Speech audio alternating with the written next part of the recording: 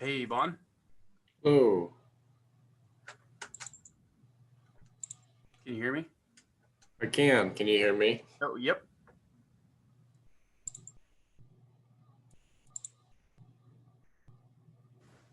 There's Dylan. All right. I am hosting you now. Awesome. And I'm gonna. Almost 7 minutes past.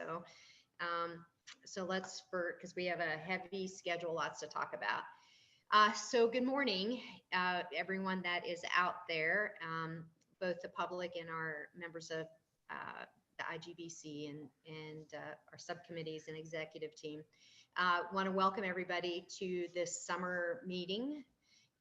We're still virtual. I had truly hoped that we maybe would be able to be in person, and I think we will be by December.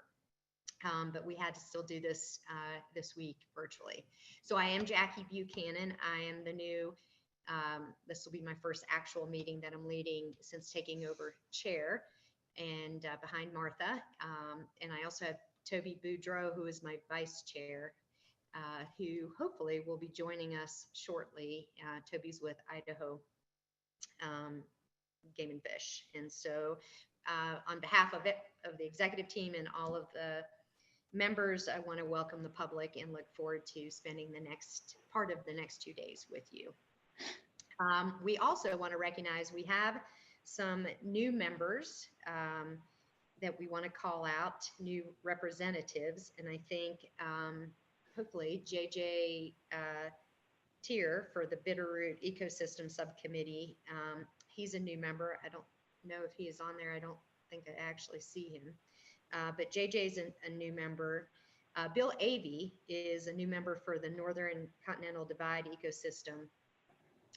Oh, there's JJ. Hey, welcome. Good morning. Good morning. Yeah, so great to have you here, JJ. Bill Avey is for NCDE. Bill, though, actually is on detail to the Washington office for the U.S. Forest Service. And so he'll be in this role when he gets done with that detail. Hopefully it won't be too long, but he'll be a new member for us. And then Ben Kennard, I know I saw Ben earlier. Hey, Ben. Ben is coming in for the Selkirk Cabinet Yak Ecosystem Subcommittee. And so glad to have him on board. And then Jim White is coming in for the Yellowstone Ecosystem Subcommittee, replacing Tricia O'Connor. Hey, Jim, good to see you. Thanks for joining. So we welcome the new members. It's exciting that we still have some good senior folks around, and then maybe some new personalities coming in to help us work on some big topics in front of us. I also want to introduce, you can see David Diamond on your screen up there. Very excited that we finally, really within the last week and a half, got David on board as the new executive director or coordinator for the IGBC. And that position had been vacant for almost 18 months. So we had been limping along, had some folks pinch hitting while Martha was still here. And then when I started, but it is fabulous to have David with us. And David came to us most recently. He was with the Park Service. But David, maybe you could take a few minutes to just introduce yourself to everybody and let them know a little bit about you. Thanks, Jackie. I'm really happy to be here. This is my 9th day on the job. And as you mentioned, it's been 18 months since IGBC has had a coordinator. But let me just quickly share my screen.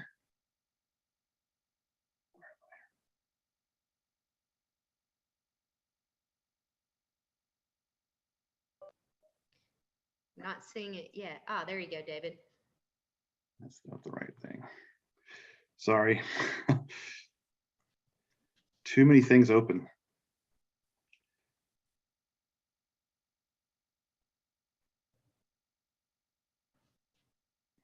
It was there. Well, I'll just quickly go through. Roll with it. The basically, I'm really pleased to be here. This is obviously there's a lot going on in grizzly bear world right now, and I'm excited about this group and sort of where you are. I was able, in my previous role, to join this group for a strategic conversation 2 years ago now, in July of 2019, and it was interesting to think about the history here, and to then think about how you want to organize your work, organize the resources that every one of the federal and state agencies in this group, and the tribal partners and non-governmental partners and landowners and everyone in this enterprise puts into this effort going forward. So that's what I'm excited about. And you'll see on this agenda, we've got some of the partners represented in hearing from them in terms of these virtual field visits. And then we also have some conversations about that future, about what are the goals of this group and how does this group want to structure itself and array its resources to achieve its goals going forward. So that's my intro. And if anyone has any questions for me, there's a lot on the plate, given that there's been this sort of gap. There's a lot of real basic business that needs to be attended to. Some of that's on our agenda tomorrow, sort of interagency agreements, budget mechanics, thinking about, again, how we array the resources here that the federal and state agencies in particular on this executive committee have put into this enterprise, and think about how we use that efficiently going forward over this entire region with all of the different stakeholders and interests. So I'm here to serve all of you.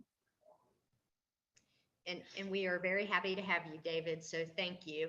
And as David said, the IGBC, Interagency Grizzly Bear Committee, our whole purpose intent is around supporting recovery, delisting, and ongoing conservation of grizzly bear populations and their habitats in Western United States and Canada through interagency coordination of policy, planning, management, research, and communication. So that's our big overarching kind of statement that we operate under. And David, will be a big part of helping us kind of keep true to that and honoring the intent of that statement. Okay, so I think it sounds like Toby's texting me, David. He's still having trouble getting on, but I'm going to go ahead and do a quick roll call for our executive, our IGBC members who are here, and see if I can get an idea on that. So Toby, I don't think has made it yet. Yeah, it does not look like Toby has made it, but he is working on it. Ken McDonald, we already heard that he may be, and David, your screen just came up now. Yeah. Get rid of that. So it sounds like Ken will be coming in and out. Hannah, have you made it on yet? Trying to pull up the list. Hannah said she was going to be she may be 30 minutes late, so she'll be joining here. And we heard that Rick King is not with us today, but we have someone standing in for Rick. Dan Thompson, I think you're on.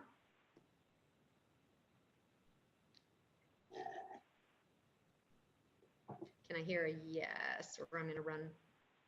Hello, sorry, I was muted. Thank you. Yes, happy to be here. Hey, I finally got someone that responded. I was just looking for at least one positive. So thank you, Dan. Yep. And let's look at the U.S. Forest Service. Melanie Glossa, I think I saw you pop in there. I'm trying, hang on, I'm trying to start my video. I apologize. Yes, I am here. Good to see you all. Appreciate the time, Jackie. Yep, great to have you with us. And so Trisha O'Connor, I see you're on, right? And you're going to be representing Region 4 today? Yeah, I thought I was getting away from IGBC, but here I am again. So good to see everyone. You can't stay away from Trisha. So good to have you. How about Debbie Holland? Is she, I'm not seeing her on the list. Debbie would be the representative from our Pacific Northwest region of the U.S. Forest Service, but I think she's going to be maybe in and out as well. Okay, how about National Park Service? Do we have Jennifer Carpenter? Is she on? I'm not seeing Jennifer. Okay. And then I know Karen Taylor Goodrich from the Pacific West region said she was going to be in and out today too. So we'll look for her to join. Matt Hogan, I see that you have shown up. Yeah, good morning. That was that was a unique one for me through this whole pandemic. I've never seen anyone send a Teams invite and then embed a Zoom link in it. That was tricky. I think that was like some government IT test of mine, and I failed, but your assistant bailed me out. So Yeah, I sent her on the rescue mission for folks. So glad she found you and got you here. good to be here. Good morning, everyone. For Toby. Okay, so we have Matt. Jim Unsworth, I thought I saw you pop in there somewhere. Yes, I also made it on with assistance. We'll have to figure out how to smooth out this Zoom Teams transition in the future. We will, and hopefully David and I talked about it, that from here going forward with David in place, he'll be handling it, so it should be a much cleaner process. So apologize for that, you guys. How about BLM? Michael Philbin, are you out there? Mike? Yes, I'm out here. Good morning. Hey, good morning. I cannot see your name, but glad to hear your voice. Yeah, I have a message popped up saying cannot start video. So I'm going to have to look into what's going on there. The challenges of this virtual world. So thanks all of you for hanging in with us.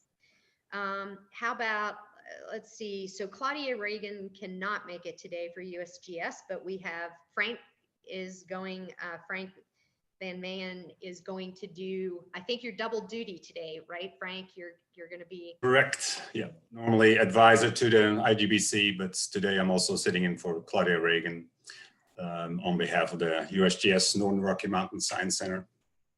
Okay, well, we are glad to have you in both roles. So thanks for being there.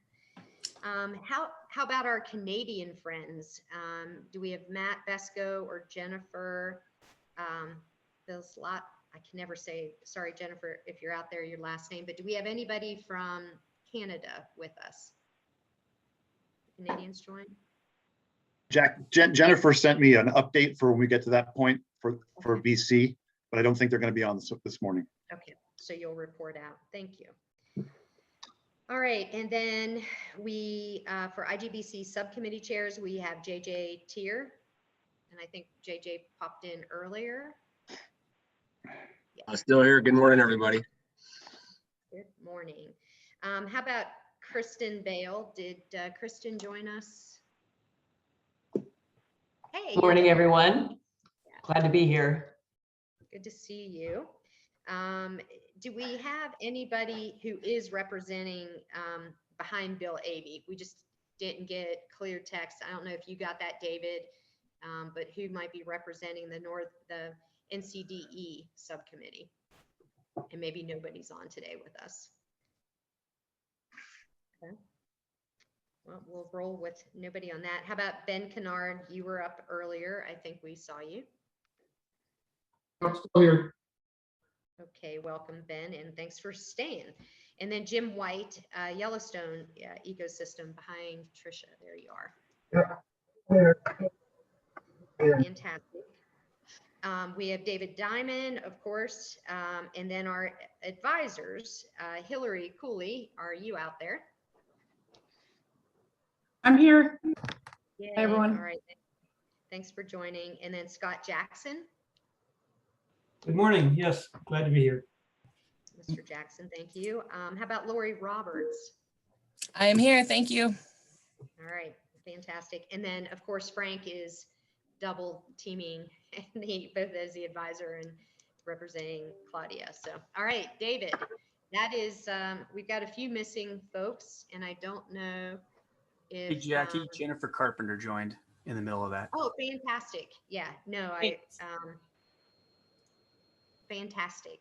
Oh, and Scott, I see Soltz, you joined us as well. I think, and you're going to be presenting. So, And Toby's joining in as we speak. okay, fantastic. Hey, Scott. Okay, so I think that's everybody that we have. So I think, David, now would be just do a quick run through of what we talked through yesterday in the executive session. Is that correct? And what I had. So for the public, we did have a meeting, 3-hour meeting yesterday to just do actually a little bit of work in prep for today and tomorrow. And, you know, kind of getting the new folks in the groove, visiting with them and David. So it was his first opportunity. So that was our first part of business, was just kind of lining out our organizational structure and who the new folks were. We did get I'd call it litigation update, but there wasn't much of a litigation update. We had that topic on there, but kind of just talking through some things we're working on, but not a lot around that topic. And then we did get a U.S. Fish and Wildlife Service update, just kind of some insights from the Fish and Wildlife Service on, you know, what the ongoing work. They did the 5-year review, and we talked through some of that stuff, and had some Q&As around their update. And then we had a pretty robust budget committee readout, and you're going to hear part of that. I think it's on tomorrow's agenda, today or tomorrow, I can't remember which day, just around how we want to move forward as IGBC into the future, and around how we handle the money, and you know, some internal pieces around, you know, whether we keep it with one agency, the U.S. Forest Service, or if there's different ways to do it, and then what we want to spend our money on. And so there'll be more to come in the agenda in the next 2 days around that. And then we had another robust conversation and discussion around the whole IGBC structure and work plan. And I think we've got a 40-minute block on Thursday that we're going to talk about this. I think Toby Bujuro is going to lead it. But just, you know, how the subcommittees work under the executive committee, and as we look forward in the future, you know, how do we want to handle that and line out the work, and what work is in front of us. And so that's going to be, I think, of high interest to a lot of folks, and that will be on Thursday. And I think we'll have a PowerPoint presentation tied to some proposals. So stay tuned for more on that. And then we also talked a little bit, and U.S. Fish and Wildlife Service is going to give us all an update today around just some bear activity and a few things that we're dealing with on trying to manage some bears around Togety.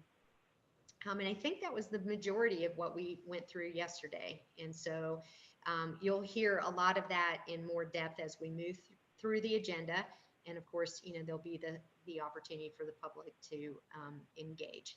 So stay tuned for that. Okay, so looking at my agenda. So I think now, David, is the time that we go through the agency updates. We move through agency by agency on hearing out from folks on what's happening, what should everyone know about, anything they want to share. And so we can just roll through that list. And I think if y'all look on the agenda, and we'll start with the state agencies and see who's on. But the first one I have is Washington. So state of Washington. Anybody on, or anybody going to have an update to share? Yeah, good morning, Jackie. I'm here, Hannah Anderson with Washington State Department of Fish and Wildlife. Thanks for the opportunity. Not a lot to report or share today, but just a couple highlights. We are continuing to do active outreach and education work in Monterey County in Northeast Washington. So a great partnership with the Kalispel tribe and Defenders of Wildlife, and some support from IGBC to implement some of that work. And that's going very well. even through COVID, and sort of course, had to adjust some of our strategies. And then there was so thank you to Wayne Caseworm and his team and the successful collaring of a bear in Washington. And so hope people learn a little more about distribution and use in that space. And so that a lot of folks on the ground are pretty excited about that. Sorry about my family in the background.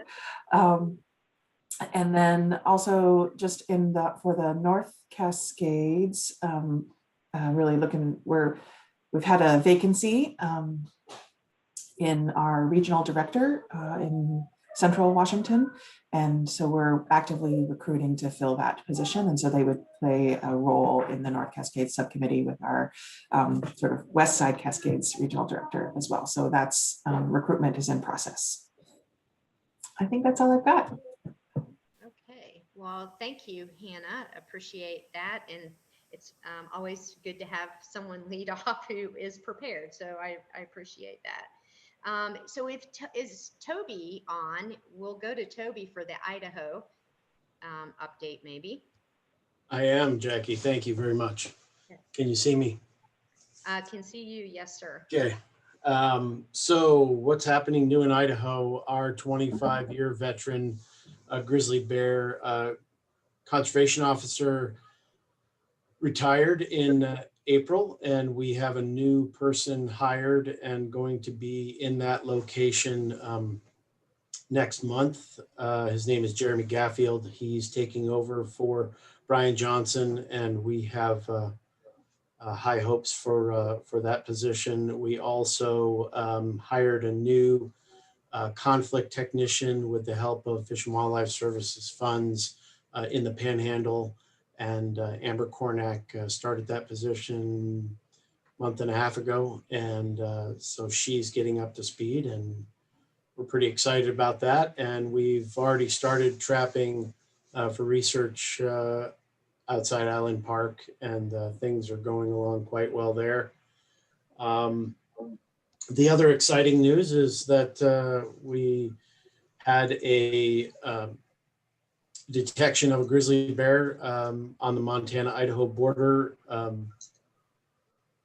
It was last year. It was actually a person had a bear bait out and filmed a young grizzly bear right on the Montana-Idaho border, sort of between Yellowstone and Missoula. So anyway, sort of interesting. There's a whole big story of why we didn't find out until this year, but pretty cool video, and looked to me like it was most likely a subadult male, and probably is not in the area, but we have cameras up in that general area to see if we can, what we detect. So a place we had never seen a bear previously, and that was kind of interesting. So that's about all we have from Idaho. Thank you. Okay, thanks, Toby. And we would normally have Montana, which would be Ken McDonald, but I don't see that he has joined yet. He has not, and he is going to be giving a legislative update, so I think we'll just wait for that. Okay, perfect. Thanks, Lori, or whoever that was that just spoke. So how about if we go to Wyoming, and I think Dan Thompson, you are up for Rick King this morning.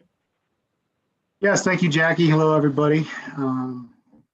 Yeah, Rick asked me to sit in on this today and take notes and also give, well, I found out recently I'm giving an update, but I guess I'll start with Bearwise. Bearwise is kind of the foundation of everything. We've been very active with that, and what's nice is we've been able to do some more face-to-face meetings with some groups across the state just about general awareness and things like that. We've been very active collaborating with Wildlife Services to put up some permanent electric fencing so far around Cody, DuBois Country, Lander, also Jackson. It's a really good program to get up some more electric fencing. Electricity is a good thing to use to deter conflict potential. We've got a new community group on the Absaroka front for Bearwise activity. And as far as our conflict season goes has been pretty standard, I guess. Much more conflicts outside the DMA. It's going to be an interesting summer how that goes, as dry as it is, or as hot as it is and as dry as it's been. And with the COVID influx, we're seeing, as everyone else is, a ton of people recreating in grizzly bear habitat. But we've been really active trying to promote bear safety and get out in front of that as much as possible. We've also been doing our capture for monitoring, like Toby was mentioning. We trapped thus far in the Cody region, did a backcountry stint, and also a new area that we trapped on the South Fork. It's just shown. We put out 6 collars on bears, 4 GPS, and 2 VHF, including 2 new adult females, which was pretty exciting to have. And we have plans throughout the summer, including collaborating with the Eastern Shoshone and Northern Arapaho to do some trapping there on the Wind River Reservation, which is something we've been doing for more than a decade.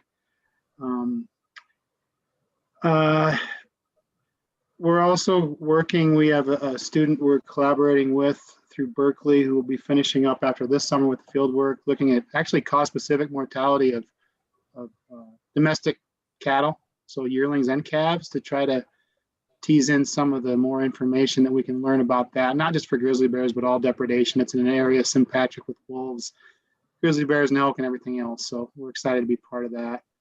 And I think that's the main things. I'd be remiss if I didn't mention, as you had already mentioned, Jackie, we've been very busy dealing with a particular bear family group on Togwitty Pass. And it really blew up over the weekend, but this is something we've been dealing with for more than 3 years. And I guess it's been a very a multi-agency, multi-year approach to try to deter some of this, what we call habituated roadside behavior. I know Hillary's going to talk more about this, but you know, it's very much a group effort and consistent message in this stepwise approach that we've continued ramping up. Is basically people have gotten more selfish and taken advantage of some situations to put other people and these bears in danger. So we've had to ramp up efforts through time. And unfortunately, there's just a lot of misinformation and outright lies out there. Immediately, the newest hazing effort, which is the most intense hazing effort led by the service, before the release even came out, the rumor was started that we're going to kill these bears. And there was a change.org petition that came out full of misinformation, including that we're going to kill these bears. And so a lot of it has been damage control, trying to convey the reality of the public. But it's been a really good effort up there thus far. Multiple agencies involved, trying to manage people and trying to deter that behavior. And so I won't steal any more of Hillary's thunder on that. But other than that, moving forward and seeing what the rest of the summer will bring. Okay, well, actually, you did great at stepping in for Rick. So thank you, Dan. Thank you. You had a lot to share, so that was good stuff. David, did you say you had, were you going to give the update for the Canadians, or is this the time you want to do that, or are you presenting at a different time?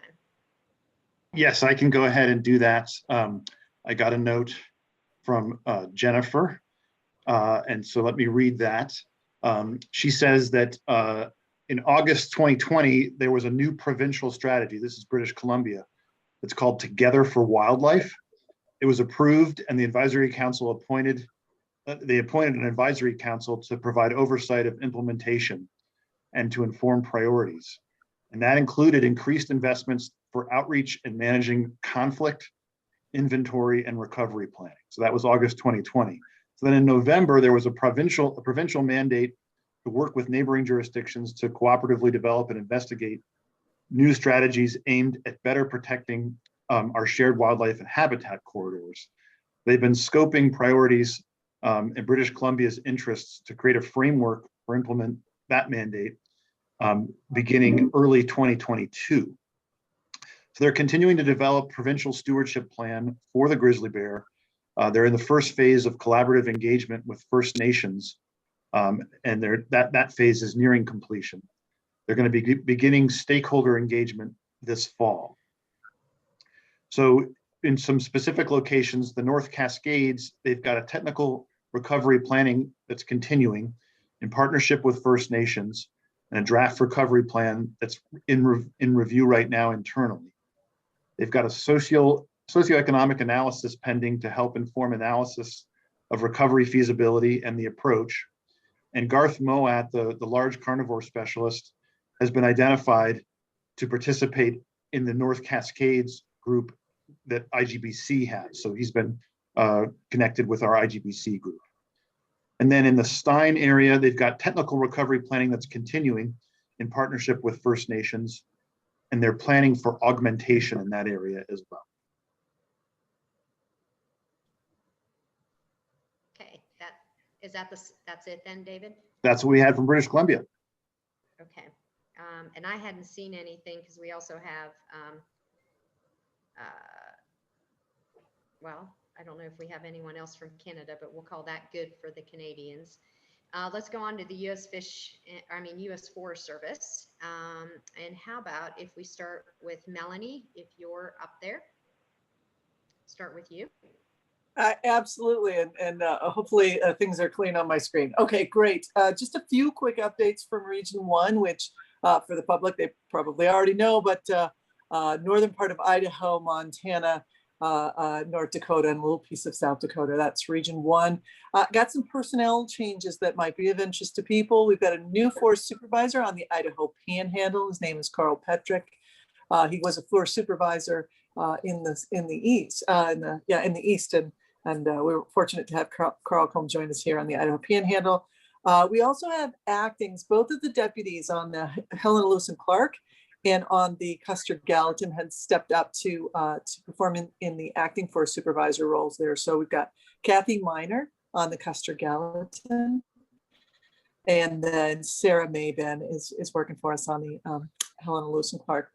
Those two forests also are in the ending stages of their forest planning, which, as we know, is a fabulous tool for sort of zoning the forest and setting these broad guidelines under which we will manage those units. And so the Helen Lewis and Clark forest plan should be out here, I think, this summer. And then Custer Gallatin, we're looking for that to be signed in the fall. And I think that's, unless there are any questions, that's the update from Region 1. Okay, thank you, Melanie. How about we go to Tricia representing Region 4? Yeah, thanks, Jackie. I don't have a whole lot to mention, but I would just add on to what Dan mentioned around Bear 863 up at Togedy. And I think one of the, despite of the messaging that's going on right now, one of the good things we've seen about this work is I think there's been a lot of interagency cooperation, and it's very complicated that way. So I think it's a good model. I guess I would put my plug in for, I don't think this is an isolated incident, and I think we're going to start, clearly maybe seeing more of these. So how do we learn from this? I think that the couple of things I would say is one, that the folks on the ground working together to try to figure this out has been really, really helpful. And then I think the other piece I'd like to mention is so we have a fairly new nonprofit, Friends of the Bridger Teton, that has really taken on this this particular issue and trying to get ambassadors, trying to fundraise around bear ambassadors has been really, really helpful. We surely don't have enough of them up there. It's not like we're within the park where they have a big brigade of volunteers, but we're working on it. And I just want to say that I think this idea, and I think this transcends a whole lot of bear conflicts, is when we can have people on the ground working with the public or working with permittees, we see, or working with communities on Bearwise, we actually see the benefits. And so that idea of, I know it's not always easy to fundraise for that kind of capacity, but I think there's this huge opportunity there. So I just want to say there's a model. They're making it work. I think they're gonna, hopefully we'll see more of this in the future. Not more of the conflicts, but more of that kind of funding ambassadors to reach out to the public to help them make sure they make good decisions when they're camping, like food storage order following, bear safety, those sorts of things. We don't have any updated, I guess I think everybody's aware that we have a new regional forester, Mary Farnsworth, and we are still in the process of going through hiring a new deputy regional forester who would be the main conduit for IGBC. So stay tuned on that. I think by the next meeting, we'll have a new person sitting in here. But otherwise, there's a lot of stability right now in forest supervisors. So I think that's all I have. Okay, thanks, Tricia. Appreciate it. Always good to have you with us. Region 6, I don't know if Debbie Holland got on. I'm not seeing her. Kirsten, did you want to say anything for Region 6, or are you? Well, I'm happy to share a few things from the North Cascades ecosystem. And we had our spring meeting on June 1st and had really good attendance, including our British Columbia partners.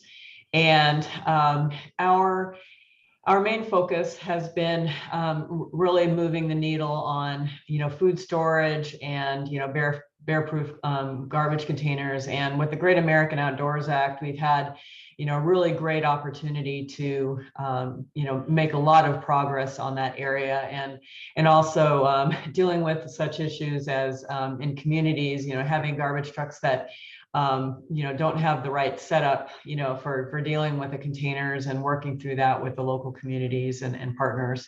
And we also had a good discussion about the proposed the conversation we're going to have tomorrow regarding how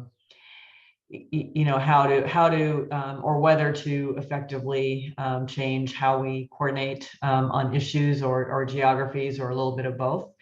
And also our technical team is continuing to prioritize the work that they want to do, knowing that we don't have any bears, but certainly have opportunities to continue to better manage habitat and improve kind of out-of-date information.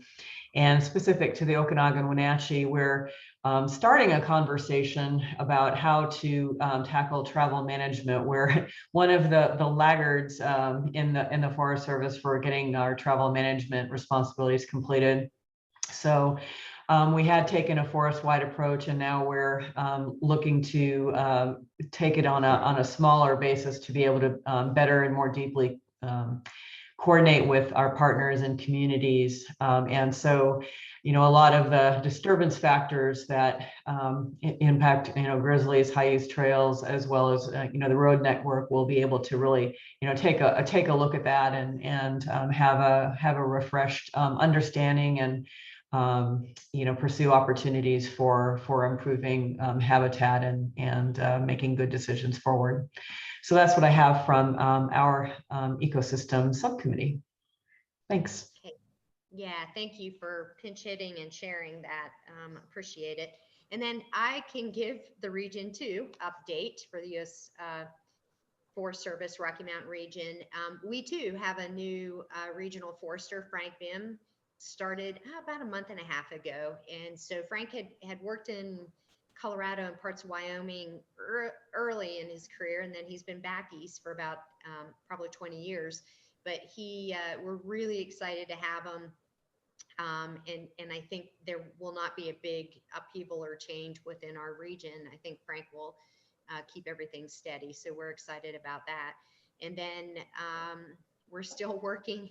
That you'll hear Togedy, because that bear is kind of walking the line right between the Intermountain region of the U.S. Forest Service and the BT, and the Rocky Mountain region and the Shoshone. And so we're involved a little bit in that bear activity, and just trying to manage through conflicts and keep both the bears and people safe. So I think that's all I have for the Rocky Mountain update. So I think, let's see, how about we move to National Park Service. Jennifer, I think we did hear that I heard that you got on. Yep, I'm here. Thank you. Jennifer Carpenter representing the Intermountain region of the National Park Service. Our 3 park units on the Northern Rockies, Yellowstone Glacier and Grand Teton. The major theme is lots and lots and lots of visitors. I'll go through real quick a couple of items for each park and then just an overall comment. So in Yellowstone, we've had 2 conflicts so far. We've had 1 injured hiker that was injured by basically 2 subadult males near the Mammoth headquarters. Everybody ended up being fine, but did have that conflict. And we also had some vehicle damage. I don't know the details behind that, but 2 conflicts in Yellowstone. Glacier, no conflict reports, no new information to report out of there. They are doing in that park managed timed entry. So they are limiting the number of visitors that are coming into the park using a reservation system, whereas Yellowstone and Grand Teton are not doing that right now. And they're piloting a system, I should say, in Glacier. And we are seeing the impacts of that, both positive and negative, in terms of, just major visitation issues going on. In Tetons, you guys have already mentioned the Togedy bear, which I know the park is helping to work that situation with the other agencies. And I appreciate all the interagency cooperation going on there. We did have a conflict with a bear that got a food reward, 2 food rewards actually from visitors, unfortunately, on the northern end of the park. There's a subadult bear. It was a roadside bear in terms of it's an offspring of 610, which is an offspring of 399, which really speaks to the issue of roadside bears, which I know other people have brought up, and Tricia and Dan Thompson specifically, that this is going to be a continuing issue, especially in that region and with increased visitation going on, and the presence of these sort of roadside bears, along with the increased presence of photographers in the local area, plus general visitors in the area. I just think it's a real problem, and we need to, as Tricia said, I think, learn from this and figure out ways in which we can address the situation. And I know in Grand Teton, they do have the Wildlife Brigade, and that's been very, very successful, but they don't have that in Glacier, and they do not have that in Yellowstone either. So for a variety of reasons. So I think that's a good topic for discussion. I think that's all I have to report out for this region. Thank you. Thanks, Jennifer. Appreciate it. How about Michael? Are you there for BLM?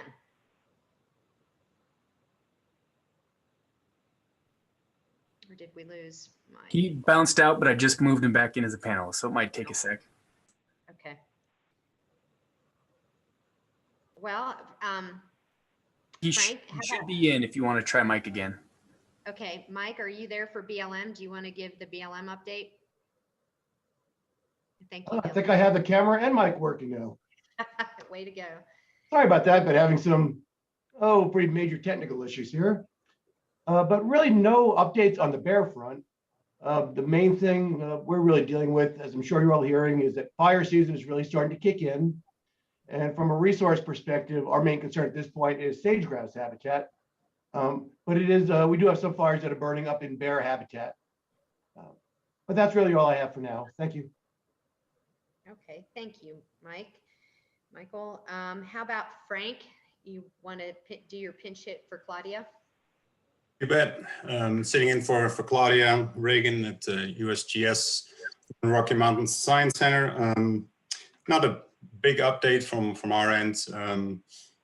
Just happy to report that we'll have full trapping crews this summer, and similar to Idaho and Wyoming, we'll be doing the research captures in our portion of the Greater Yellowstone ecosystem.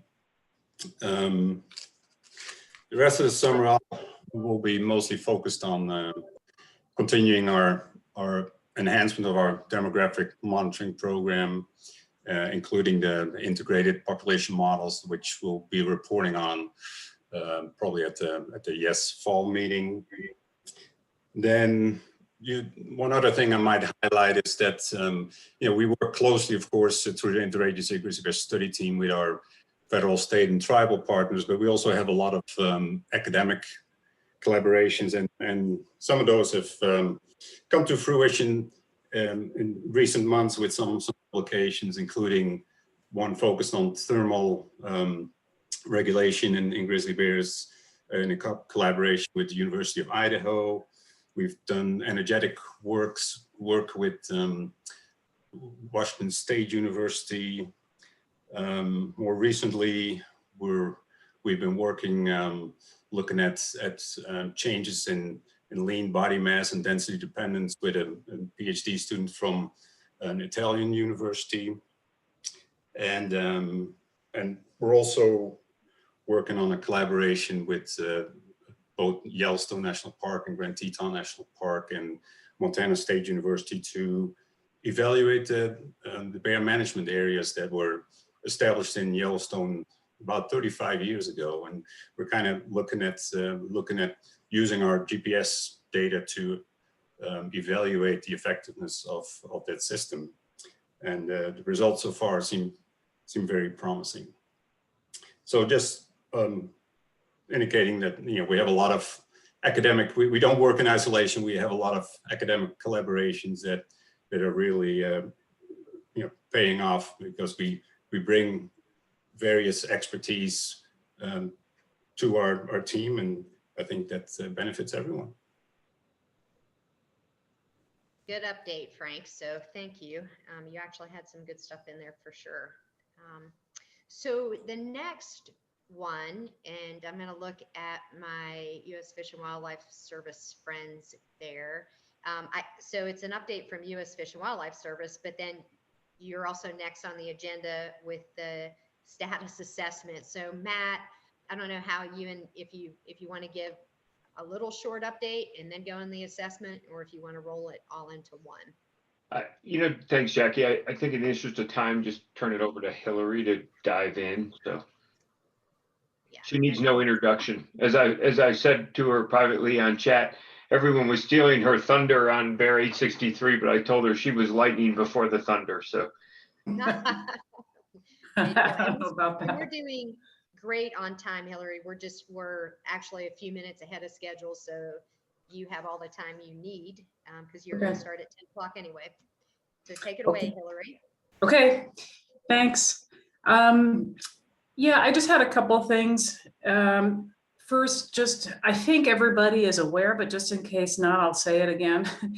I want to make sure people know that in March, just a few months ago, we published a status review, or a 5-year review on grizzly bears in the lower 48 states. And this is something that the Endangered Species Act requires us to do for every listed species. We evaluate, is the current listing status threatened still appropriate, or are we going to recommend to change that? And so we were late on our 5-year review, and so we were actually challenged in court on this, and we agreed to get this done by March, and we published it on March 31st. So what the review is, it's just what I said. It makes a recommendation on the status, on whether bears should be uplisted, downlisted, delisted, and it relies on a status assessment that we also put together. So this is kind of a 2-part deal. We compiled all of the updated data, biology on grizzly bears in the lower 48, and put it into a status assessment that evaluates the viability. And so that document just takes into consideration the biology of the species. And then the 5-year review looks at that, and it says, it makes that recommendation on whether the status is still appropriate or not. And so in a nutshell, the reviews recommended that grizzly bears across the lower 48 remain threatened. And we do acknowledge that we have the greater Yellowstone ecosystem and the Northern Continental Divide that have biologically recovered. However, we have the Bitterroot and the Cascades are still unoccupied by populations. And then we have the Kavanaugh and Selkirk. We do have populations there, but they haven't quite made it to the recovered levels we're looking for yet. And so our evaluation was at that larger level for the lower 48, and that is to remain threatened. We stayed silent on anything else. We didn't make any recommendations regarding the DPS, potential DPSs, Yellowstone or anything like that, because we have this new administration. We're still seeking guidance on what our next steps will be. And so hopefully we'll get some direction on that pretty soon, and we can let people know what that is, as soon as we can.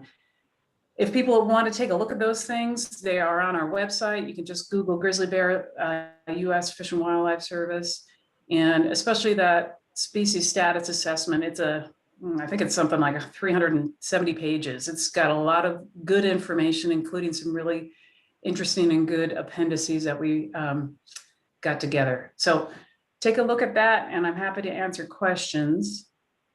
But maybe I'll just touch a little bit more on the Togety Pass issue. I know a number of people have mentioned it, and I wanted to mention it too. And I guess it comes back to the whole reason that we have this huge effort going on is it comes down to human safety.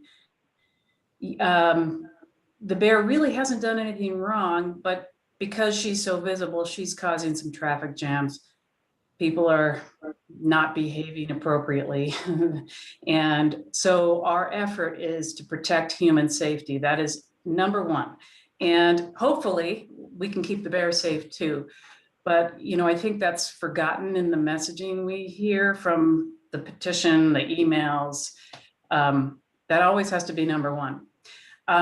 So I also wanted another point I think that maybe not everybody's aware of, or it's forgotten in the messaging, is that Wyoming Game and Fish has been dealing with this situation for 4 years. They have been doing a really great job of coordinating for 4 years, this multi-agency response.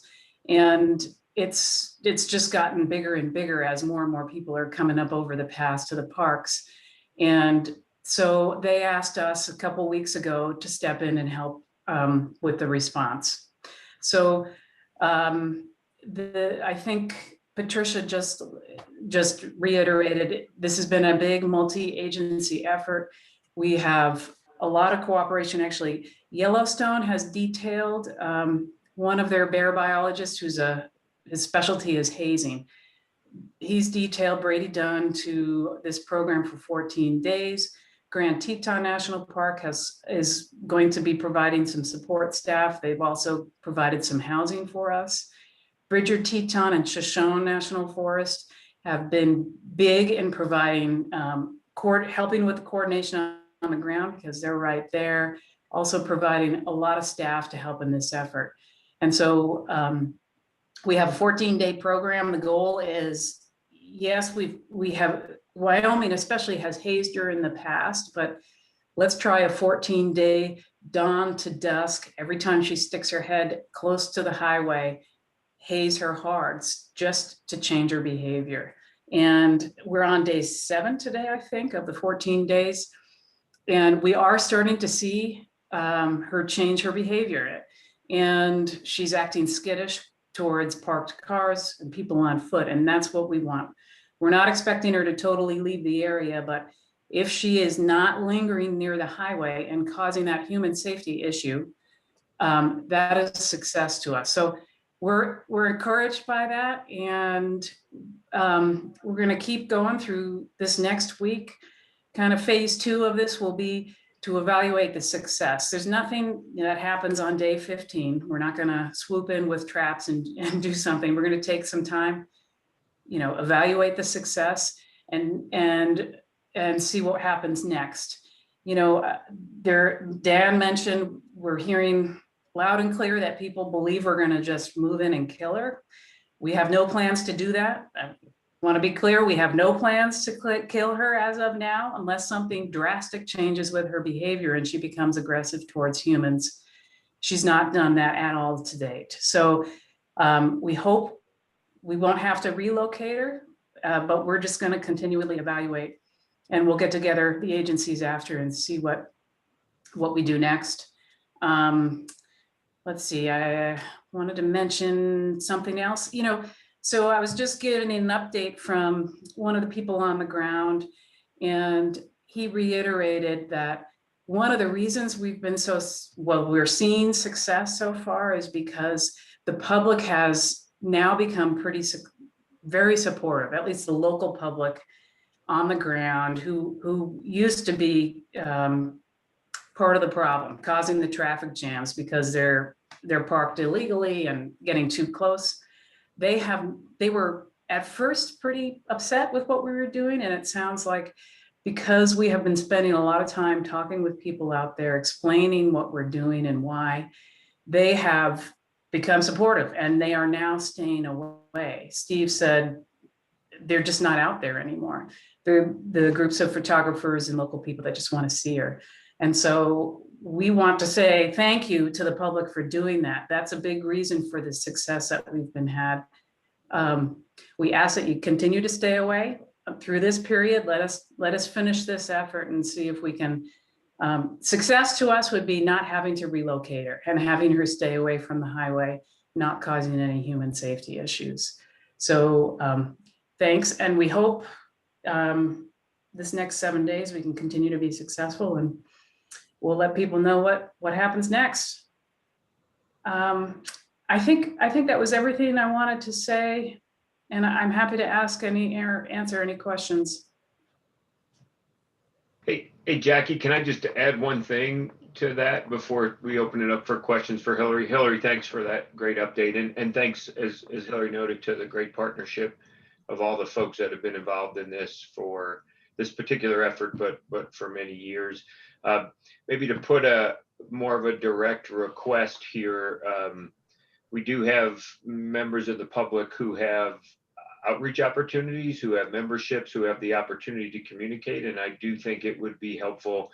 Many people, Dan, Hillary, and others reference the misinformation that's out there. And if there is a way to communicate, because, as Jennifer said, roadside bears are becoming a bigger and bigger issue. And as Hillary said, goal number one is to keep people safe. But goal number two is to keep the bears safe. And if that could be communicated when particularly those groups who have membership and a communication opportunity, when they see misinformation out there, I think that would be helpful. I can't tell you, not that a bunch of emails are the worst thing in the world, but hundreds, probably approaching 1,000 or more of people who have emailed us saying our intention is to kill the bear. And I have no idea where or how they got that perspective. But there's a lot of people who are probably bear advocates who now have a disproportionate sense of what we're all trying to do as a collective to, again, keep people safe, but also keep this bear safe. So any help with that messaging would be greatly appreciated. So thank you.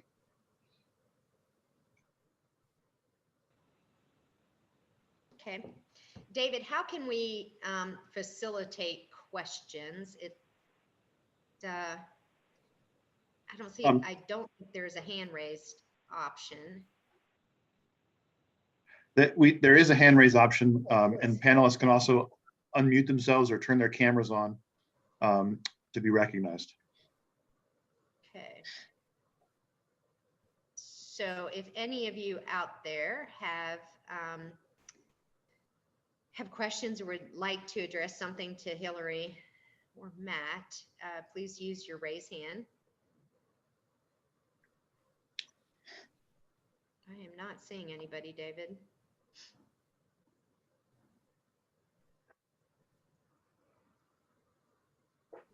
Nothing on either side.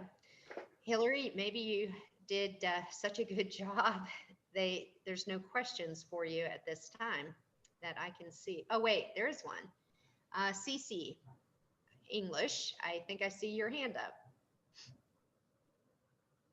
Oh, okay, so that's a member of the public. So CC, I will unmute you, and if you could state your name, if you're affiliated with an organization, and where you're from.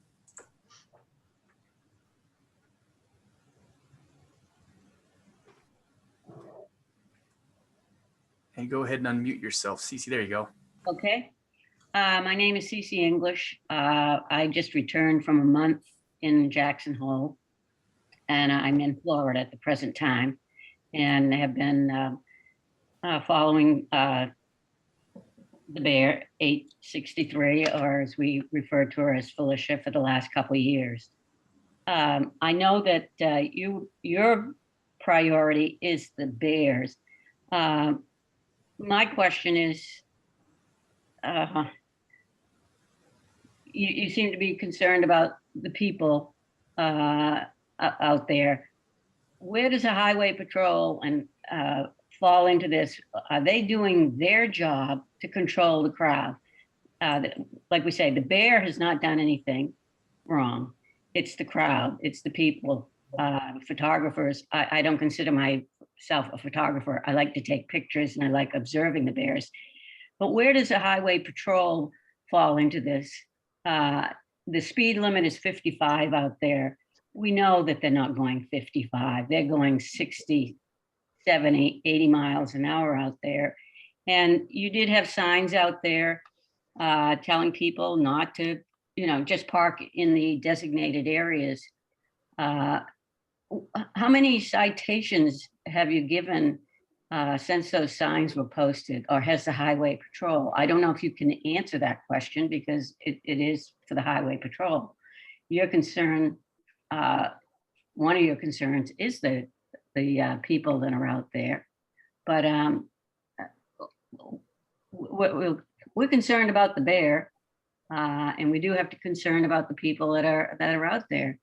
But with a multi-agency people working on this, is the highway patrol doing their job to control, to cut down the speed, give out tickets, and cite people that did park when they weren't supposed to? I'm not sure I've made myself clear, but I hope you understand what I'm trying to say. It's not the bear's fault, it's the people, and I think that's what we have to control. Thank you. Cece, I think I understand your question. And Dan, I'll start. If you have something to add that I missed, maybe you can add in. You might know some more than I do. But Cece, yes, Highway Patrol is part of this big multi-agency effort. They have been involved for the 4 years that we've been doing this, or maybe it's been a little longer. And they are fully supportive of what we're doing. I think the issue for Highway Patrol is that they cover, they have, I think they said 12 people to cover the state, or they're staffing limited, and they just right now don't have somebody to park, there for 16 hours a day and monitor. But in terms of how many citations they've written, I don't know, but they are part of this effort and they're supportive. And I guess one thing we would like people to try and understand is this is very close to Grand Teton National Park, but this is not inside the park. And the big difference there is inside the park, they have jurisdiction over the roads, the bears, the people. And here we do not. We've got, many different jurisdictions. The Fish and Wildlife Service, we do not have authority to stop traffic and issue citations. So as just an example, it's much more complicated and much harder to manage all those aspects of it. Yeah, Dan, did you have anything you wanted to add there?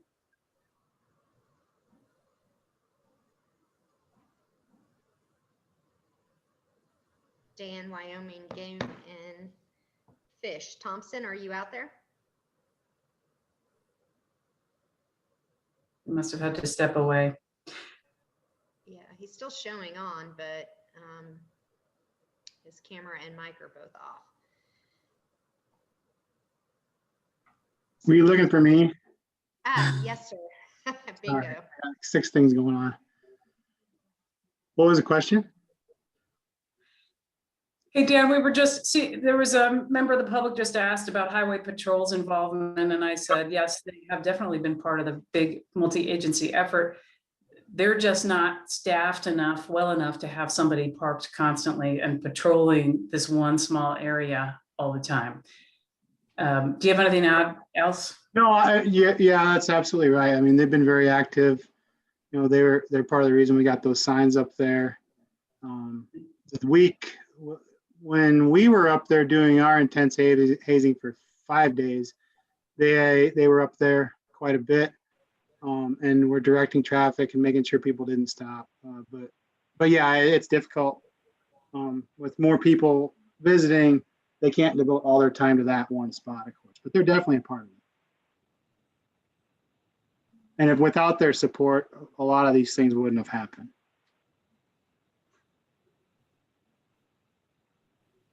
Okay.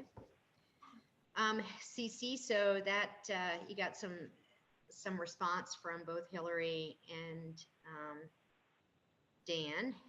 So it sounds like, you know, everyone recognizes what, you know, the situation, and it sounds like everyone is doing the maximum that we can at this point. So hopefully we'll have a good outcome for that bear. Sounds like there's hope. So Hey, Jackie, I think Jennifer had something yeah, to Jennifer add. Carpenter, I see your hand. Sorry. Yeah, hi. And this isn't really in response to Cece's question directly, but it really is, I think, more for the group, in that, you know, being right there at the boundary between Bridger Teton, as you said, Shoshone, Jackie, and Grand Teton National Park. It's, you know, you have bears inside the park that are sort of managed under a different paradigm. And those bears move in and out of the park. And obviously they don't change their behavior necessarily. And so I think, again, we're going to continue to have issues across jurisdictional boundaries with these bears.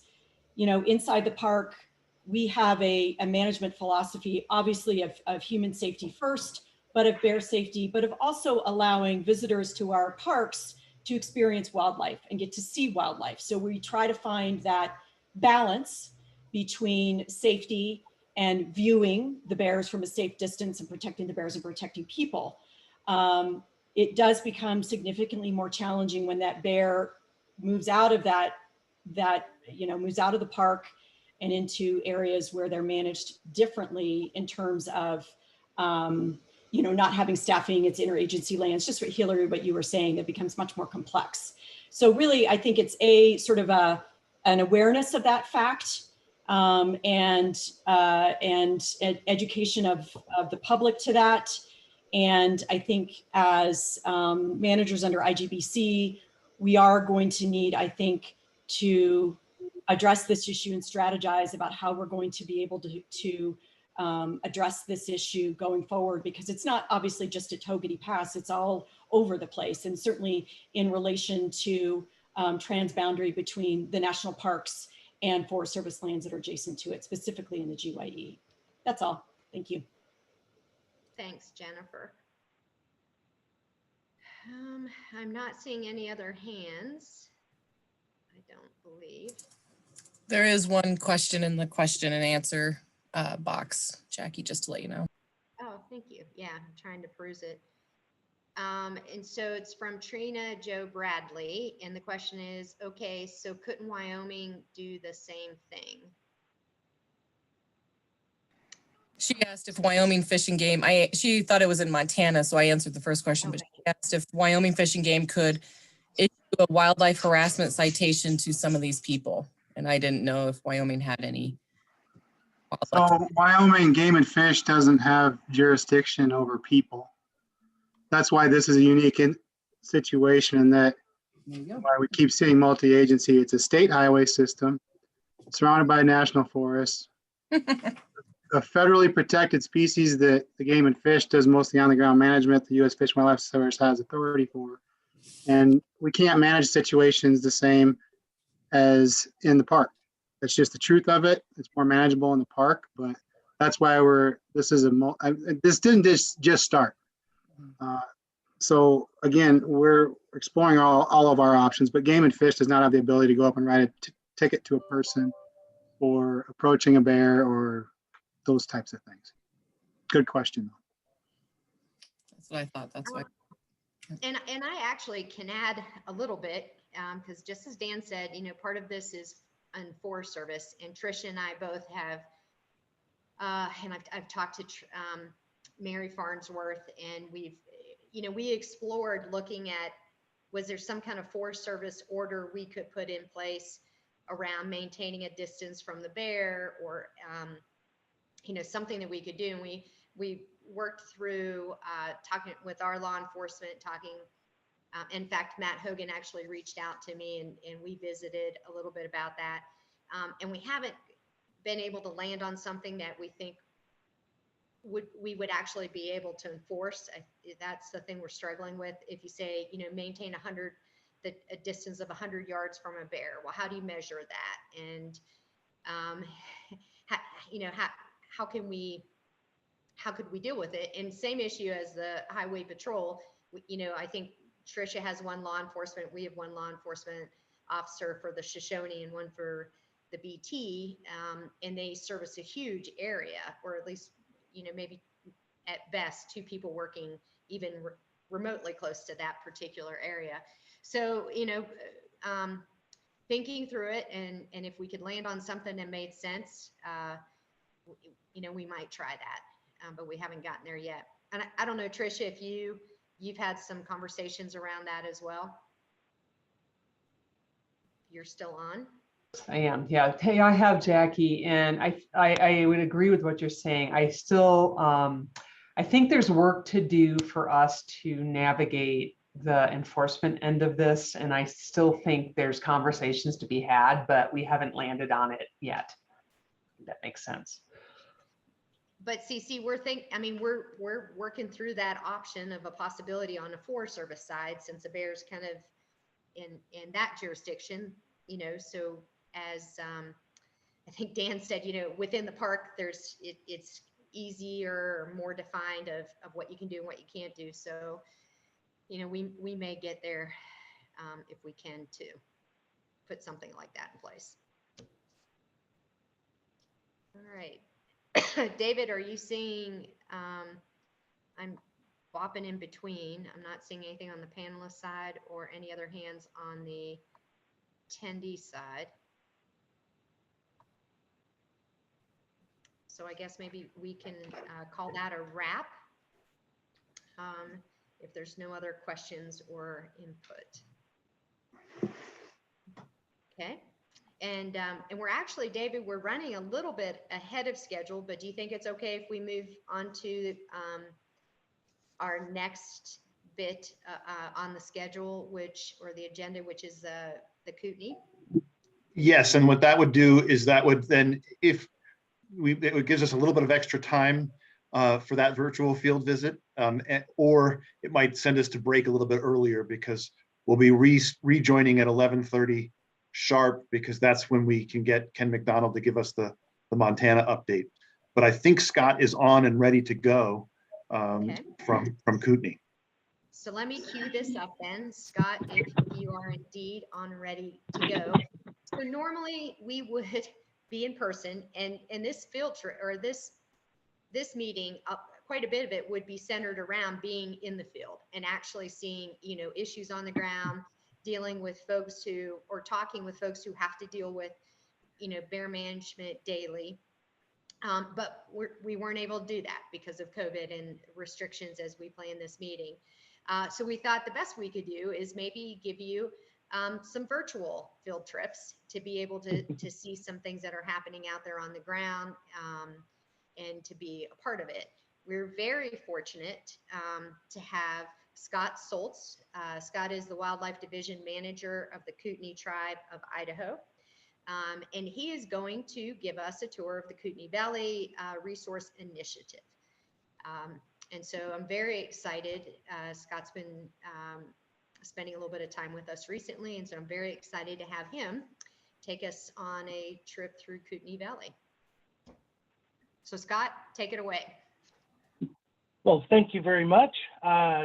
Hopefully everybody can hear me. And my name again, Scott Soltz with the Kootenai Tribe of Idaho, and I'm give a quick presentation on the Kootenai Valley Resource Initiative, started in 2001. You can actually get to the website on this web address, and you can get meeting minutes, downloads from presentations, etc. Our facilitator is Rhonda Vogel. She would be actually giving this presentation, but she is on vacation. So I'm glad to be able to do this. The Kootenai Valley Resource Initiative, and I'll just say it KVRI, is in the lower Kootenai drainage, and it really is represented within Boundary County in Bonners Ferry. And what we did was we developed a resource initiative to talk about natural resources within the county and general area. And what we did was develop a joint powers agreement between the city, the county, and the tribe to work on these issues in a consensus basis. So we try to get a consensus to move forward on decisions. And some of the purpose that we've worked with since 2001 is creating partnerships, collaborative approach, working with proactive forum with the community, really getting the key players within the community together, looking at connecting the community and agencies, working with sharing and exchange, and really giving the community a place for some involvement on natural resource decisions. And the KVRI has quite a few different subcommittees over the years, and they are the Forestry Committee, TMDL, which was associated with EPA assessment of total maximum daily load, which is sediment in the Kootenai River and the riparian areas. Wetland Riparian the Committee. Burbot is, of course, a fish, and we're trying to do on recovery on that. Grizzly Bear Committee and Wildlife Auto Collision Committee. And what we also have is we have the senators and congressmen of Idaho continually being represented on the board, or in attendance, should I say. And we really have a really good tie to the senators, congressmen, and also our local legislature. For the Grizzly Bear Committee today, what I'll probably kind of jump into is just what we're working with within the community is to really educate ourselves and the community on grizzly bear management, determine opportunities for the role in that management, which is one of the key things within the community, as you will see as we move forward. The committee, we really are working on understanding the grizzly bear habitat needs, understanding the agency roles, responsibilities, and management and recovery of the grizzly bear, looking at the flexibility of opportunities where we can actually get the community involved, and just getting out information and education to the community at large. So this committee was actually established in 2005, and one of the first things was Idaho Fish and Game was trying to look for funding and get a grizzly bear education coordinator up here. We are also trying to understand more of the human-caused mortality rates of grizzly bear in this area. And also Idaho Fish and Game was looking at introducing an identity test for bear hunters, between grizzly bears and black bears. So just some of the summary topics that we've worked through, like in 2008, the KVRI Grizzly Bear Committee got a grant to mount a grizzly bear for I&E purposes. We started working with the Forest Service food storage orders, as everybody understands. This was also about 2009. We started working with the U.S. Forest Service grizzly bear access management, how that already started coming up. 2010 was the grizzly bear status, 5-year status review.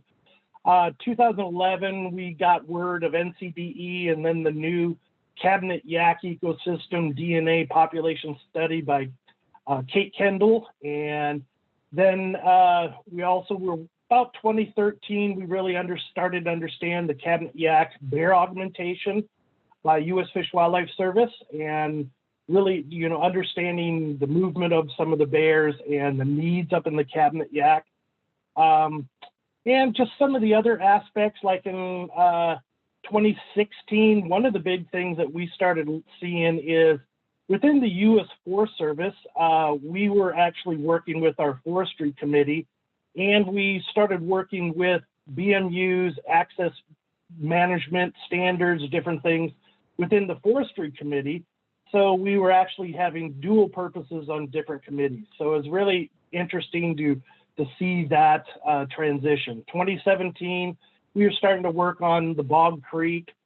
U.S. Border Patrol was looking at trying to go across the Selkirk Crest and get access along those lines and what that meant to grizzly bear access amendment. Bears outside recovery zones. So all the great topics that everybody knows about that this community is slowly being educated on, learning, understanding some of these. And also, we've been really blessed with some of the best bear bios around. Wayne Walkinen, Idaho Fish and Game, he just retired. Wayne Casworm, great biologist, always great. We always love to see him over here. Kim Annis with Montana Fish, Wildlife and Parks, great biologist, really helps us in so many different ways from, geez, the first day she got on. And our new hire is Amber from Idaho Fish and Game. She's our most recent addition, and she is also a grizzly bear conflict specialist. So, and again, this is just a list, sorry for the small, but it is quite a few individuals that we are working on. I want to go ahead and shift over on another presentation that I also had, was really trying to understand it from a larger perspective as the Kootenai River Basin with Kootenai Valley Resource Initiative. And some of the things that we have to keep in mind is yeah, Boundary County is a small little community, but we understood really the Kootenai River Subbasin and the watershed approach. So I just want to touch base with you a little bit on some of the history, European settlement, river alteration regulations, some of the affected environments, and some of the committees that we're working with. So again, everybody understands this is the Columbia River Basin, the larger perspective. Up in the top portion is the Kootenai Subbasin. And if you look at this, you can see the Kootenai River starts way up in Canada, drains down through into Montana. It actually has a backwater effect from Libby Dam on Lake Kootenai, flows through Libby, Montana, into Bonners Ferry, back up into Canada, which then it drops over into the Columbia Basin. And Hey, Scott. Kootenai River, yeah. Scott, this is Dave. I think you need to you need to put your PowerPoint into presentation mode so we can see that map you're referring to. Oh, okay. Well, let me see if I can restart it. So sometimes restarting it helps. Yes, now we see your slide. Okay. Well, thanks for the interruption. So again, Kootenai River starts in BC, goes through Montana into Idaho, back up to BC, and then back down. Again, Kootenai River is the second largest water contribution to the Columbia River system, second only to the Snake River. So one of the things that a lot of people probably didn't understand was the Kootenai tribe is part of a very large Kanaka nation, and there are 4 bands up in Canada and 2 in the US. The territory, Aboriginal territory, extended all the way from the headwaters of the Columbia River all the way down to Yellowstone Park. So fairly large Kanaka nation. And also keep in mind with the Kootenai River Subbasin, 9 million acres, quite a large, 2 countries, 2 states. And the circle just kind of brings you back to, the northern Idaho portion. This also is part of 2 ecosystems of the grizzly bear recovery. On this, I just want to give you a heads up that where the circle is, right to the left of it is the Selkirk Crest. So it breaks it out into that. On the bottom of this map is where the Cabinet Yaks go, and the Cabinet Mountains extend a little bit farther, and that's where I just wanted to bring this up. So majority of both 2 and 3, the Selkirks, Cabinet Yaks, are enveloped within the Kootenai Subbasin, Kootenai River Subbasin. So just wanted to give a perspective along those lines. We really need this habitat up in this area. If you go to the very left, this is the Pacific Northwest inland temperate rainforest. We have a lot of cedar hemlock in that eastern portion, transitioning over to more ponderosa pine and larch on the right-hand side. So really some neat transitions, very neat mountainous areas, really a lot of good habitat for grizzlies. Huckleberries, of course, wonderful.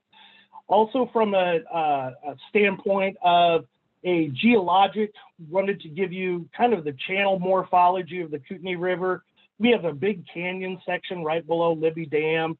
Really beautiful area, Kootenai Falls. Some people know maybe Meryl Streep in the, I can't think of the name of the movie.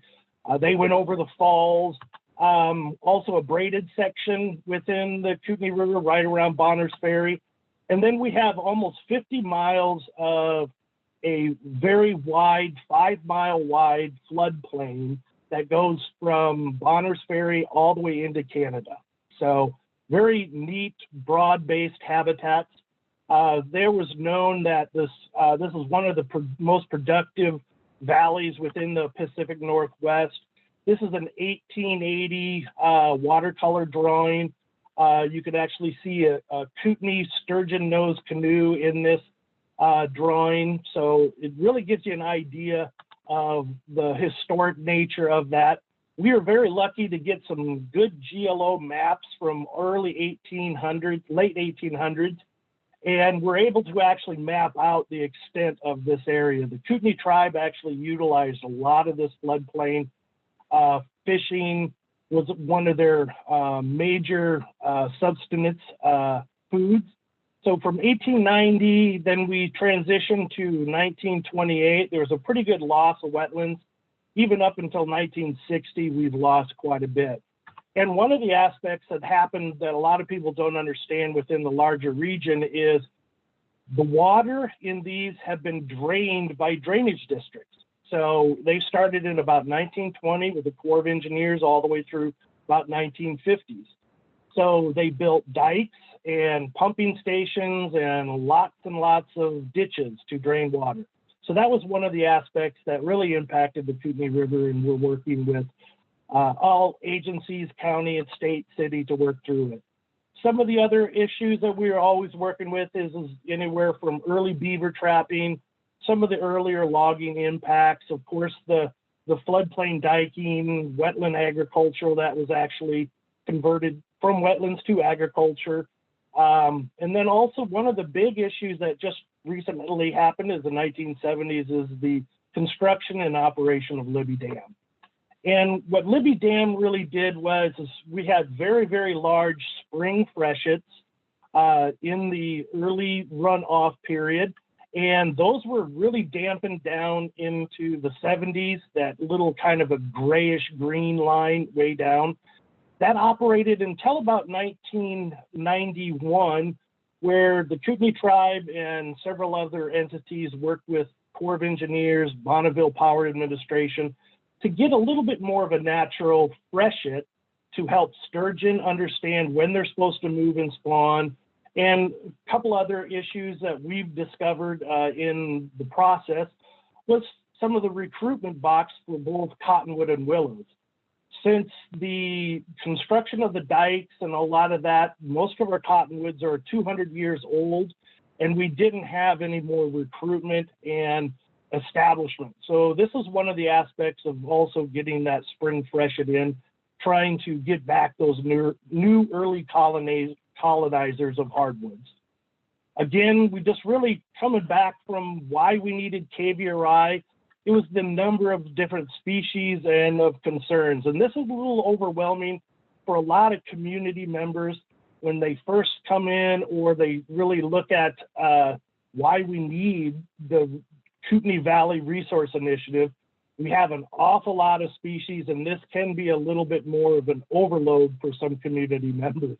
And with that in mind, we really have strived to work from a community level basis with agencies.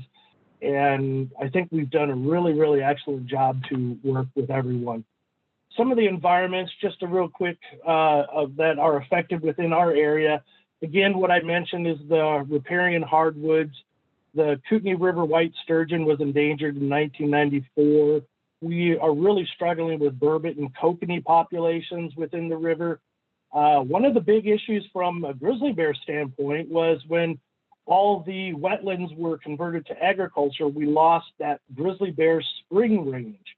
So when they came out of hibernation, they lost a lot of those high protein foods in early spring. Also raptor cavity nesting habitats, isolated beaver populations. One of the other things is with riverine wetlands, we don't have those overland flows or the carbon cycle because Libby Dam keeps that flood pulse from those floodplains. And then we can't forget all around up on all the mountains is the forested and alpine ecosystems.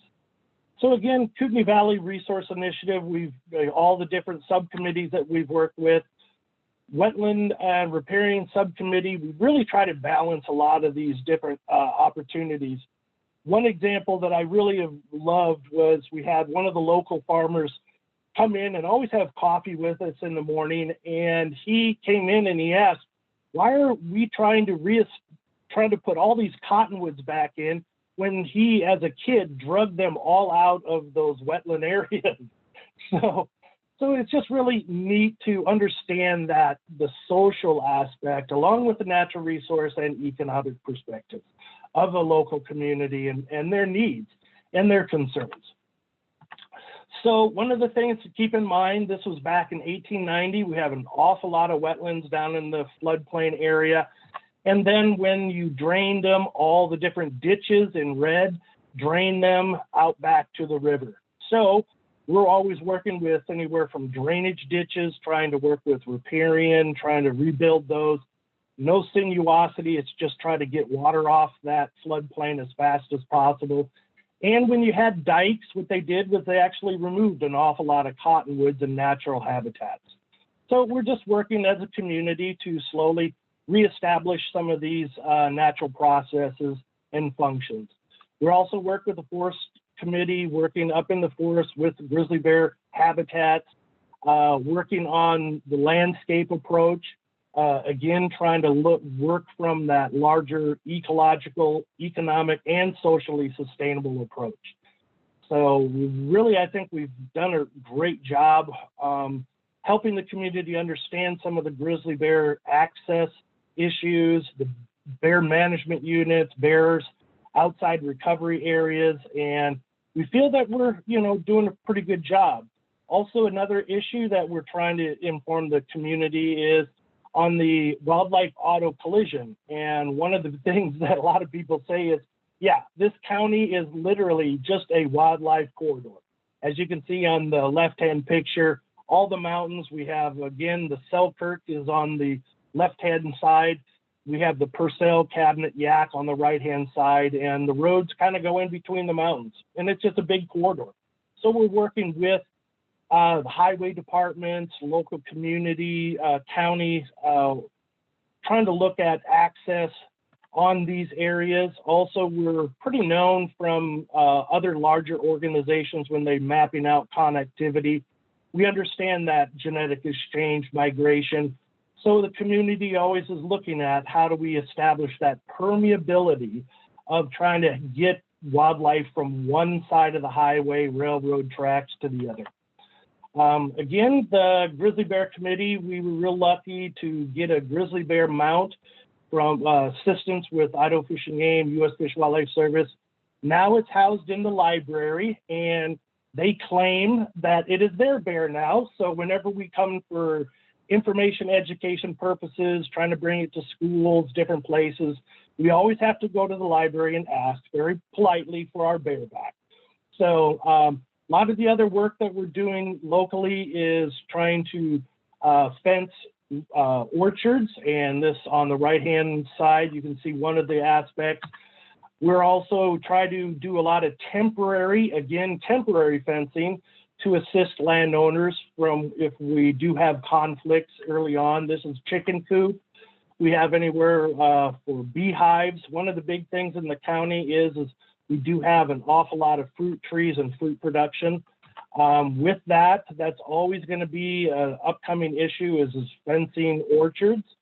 We're also working with local community conservation groups, putting on bear spray training, different things along those lines. Training on electric fencing, and this was plagiarized from Kim Ennis on her work with electric fencing, and really appreciate her efforts on that. We also established a nexus information where if we have problem bears, this goes out on a text message to cellular phones to let people know, hey, there may be a problem bear in your area and where that bear is located. So that was one of the big things I think we really strived on, is getting the information out there on a timely basis with the community. And of course, looking at different brochures, new people coming in that don't know anything about bears, trying to get that information out, and then just working on plans for permanent. Because what we strive on is get temporary fencing out and then try to work with the landowners to get funding and then help them design actual permanent fencing around their orchards, bee apiaries, anything that may have that disturbance. With that in mind, you can see grizzly bear is not the only issue, but I think we really integrate it quite well within the community. And really, again, try to look at that three-legged stool, the social, economic, and ecological. And I think we've done a really good job over the years. So with that, I just wanted to finish up on this and just let us know that this is just the beginning. So thanks again for everything. And if there's any questions, I'm here. Thanks, Scott. That was, you know, it'd be better to be there in person, but that actually gave us, I think, a really nice overview of that country and the valley and some of the great things you all are doing there. So thank you. David, looking at the participation list, both the panelists and attendees. So if anyone has any questions for Scott, any comments, if you would raise your hand like we did the last time, we will try. And I'm looking at the Q&A, I'm not seeing anything pop up. But I can't imagine somebody doesn't have a question or two for Scott.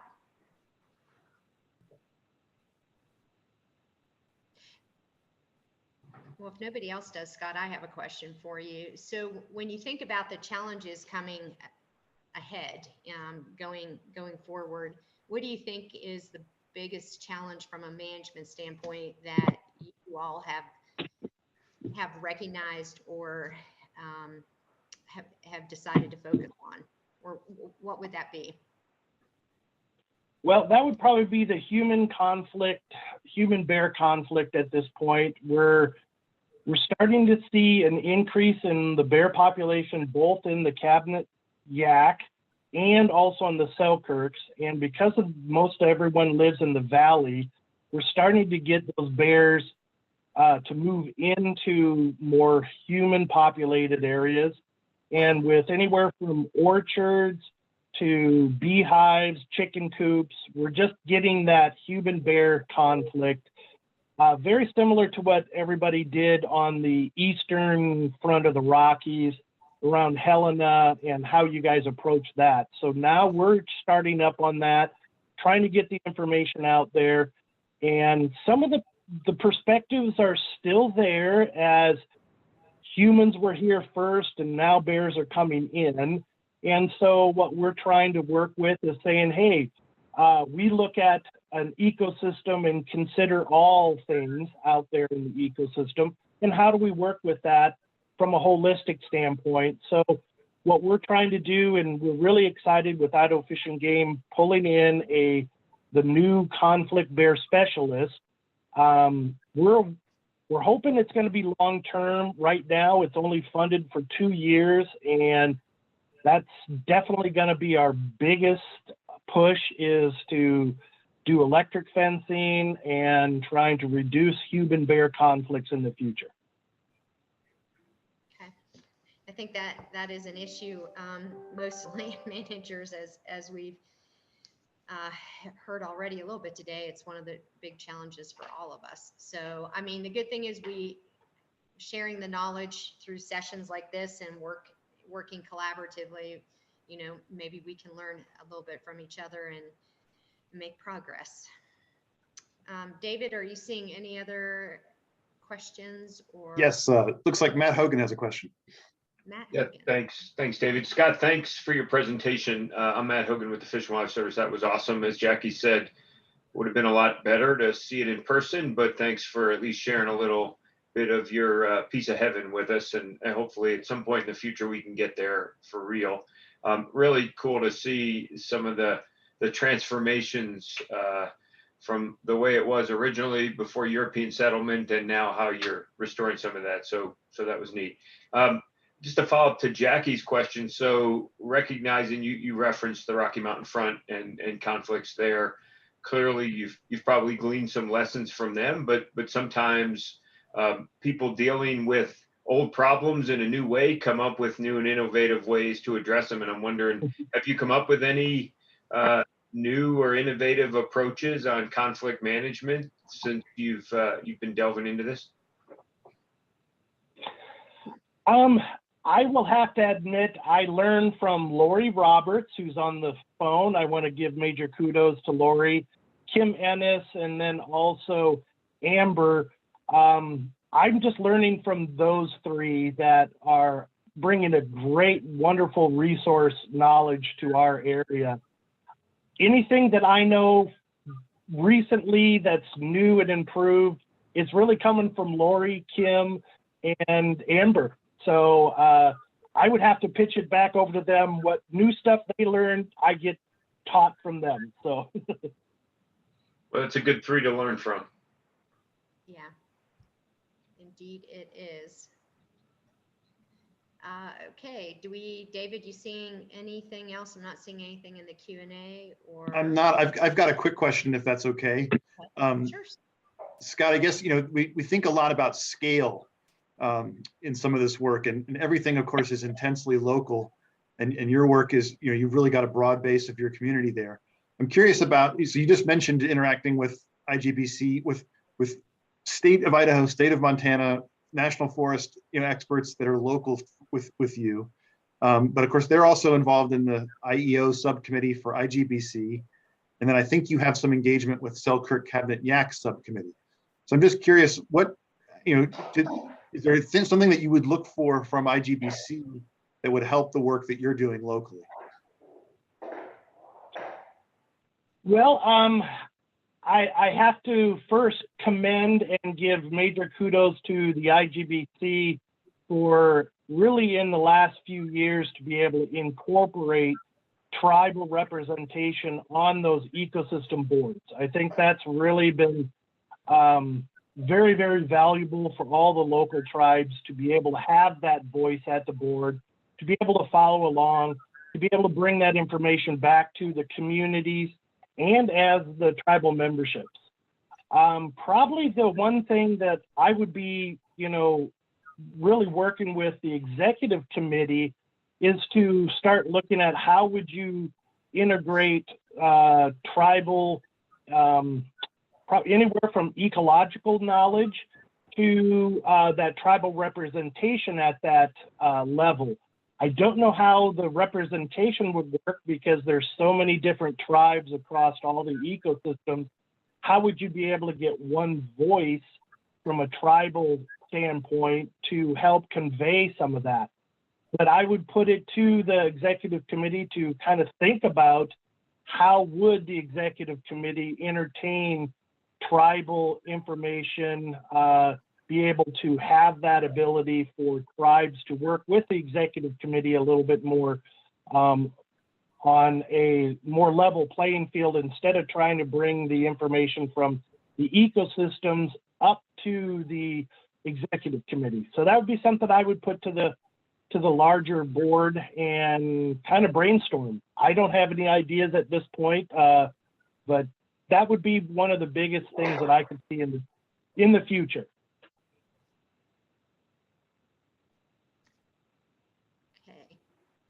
Good feedback. And, we are, Scott, we have been spending quite a bit of time, especially well, within the group and I think individually at agency levels about the tribal involvement and how can we, David and I have even talked about that a little bit of how can we ensure that there's opportunity provided, there's awareness and sharing and engagement.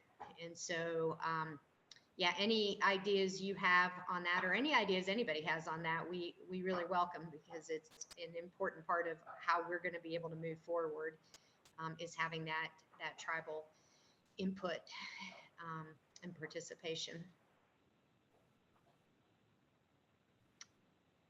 I am not seeing anything else, David. We're actually just a little bit ahead of time.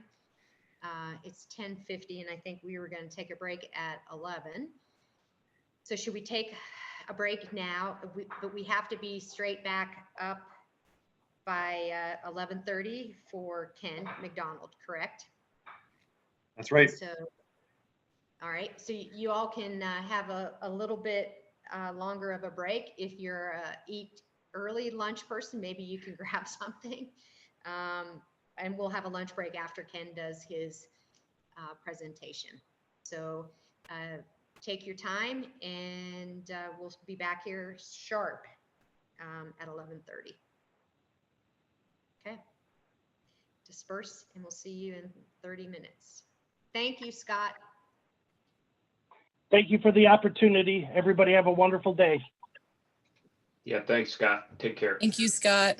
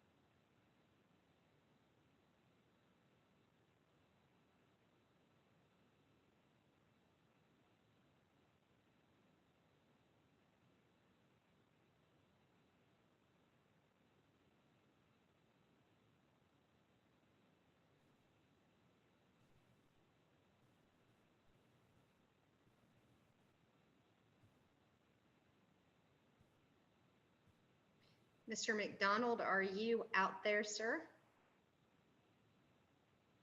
Have you joined us yet?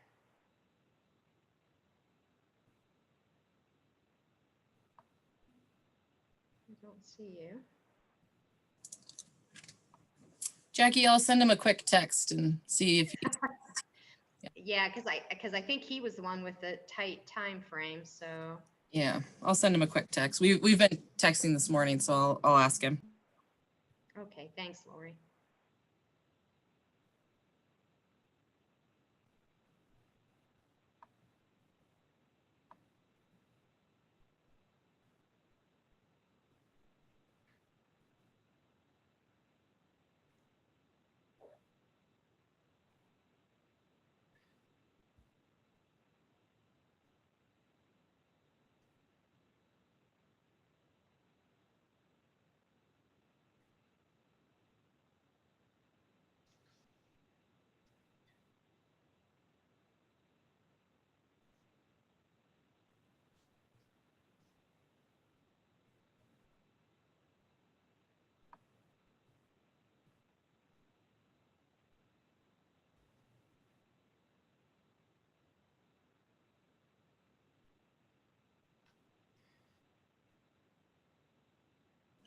Yep, he says he's logging on now.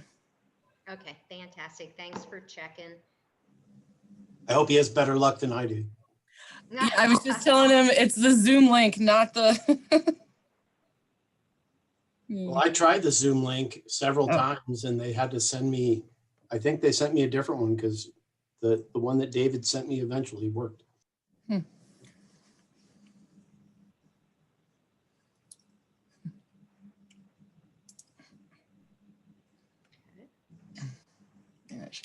But yes, I did try to log on to Teams. Yes, I had to send Heather on a rescue mission. So I will take ownership of that because it was we just didn't clean it up when we switched from Teams to Zoom. Yeah. So we'll get it straightened out for the next one. And hopefully most of us will be in person going forward. So that'll make it better. David Diamond, are you out there? I'm here. Okay. Oh, there you are. Yes, indeed. All right. So just waiting for our presenter to show up. Hopefully the public, you all have are back with us, sticking with us, and just bear with us for a moment till we get Ken up and going.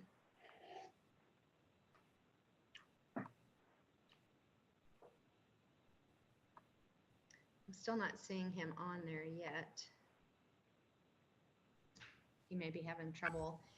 Lori, does he know to make sure that he is to log on to the Zoom and not the Yep, here he comes right now. He's in the portal. Mr. McDonald? Ah, I saw you for a second. Can you hear me? Yep, I can hear you. Let's see. There we go. Okay, fantastic. All right, so it is 11:31, and in my commitment to trying to keep us on track, and we've been doing good so far, we're going to kick off this next piece with a Montana legislative update. Of course, Montana is a key player for IGBC. Ken McDonald is the Wildlife Division Administrator of Montana Fish and Wildlife, or Wildlife and Parks. Can't forget that, right, Ken?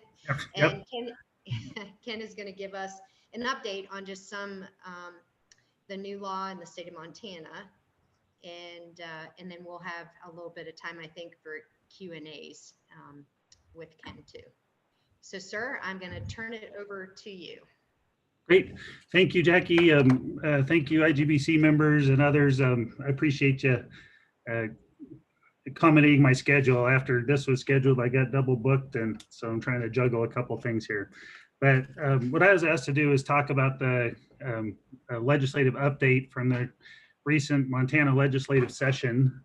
So I'm going to talk about a few of the bills that passed and as well as some of the other things. So you can kind of count this as our state report as well, I think, by the time we're done. So as probably most of you know, there was a lot of focus on grizzly bears in our recent legislative session.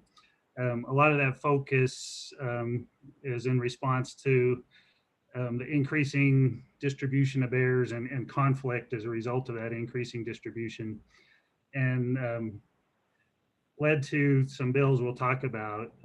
One of the drivers behind a couple of these bills, at least, is skepticism about delisting.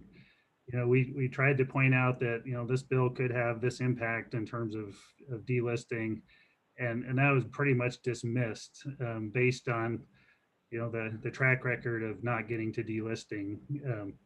And so even when we brought up concerns about the impact, it didn't have much weight, which I think is a message for all of us.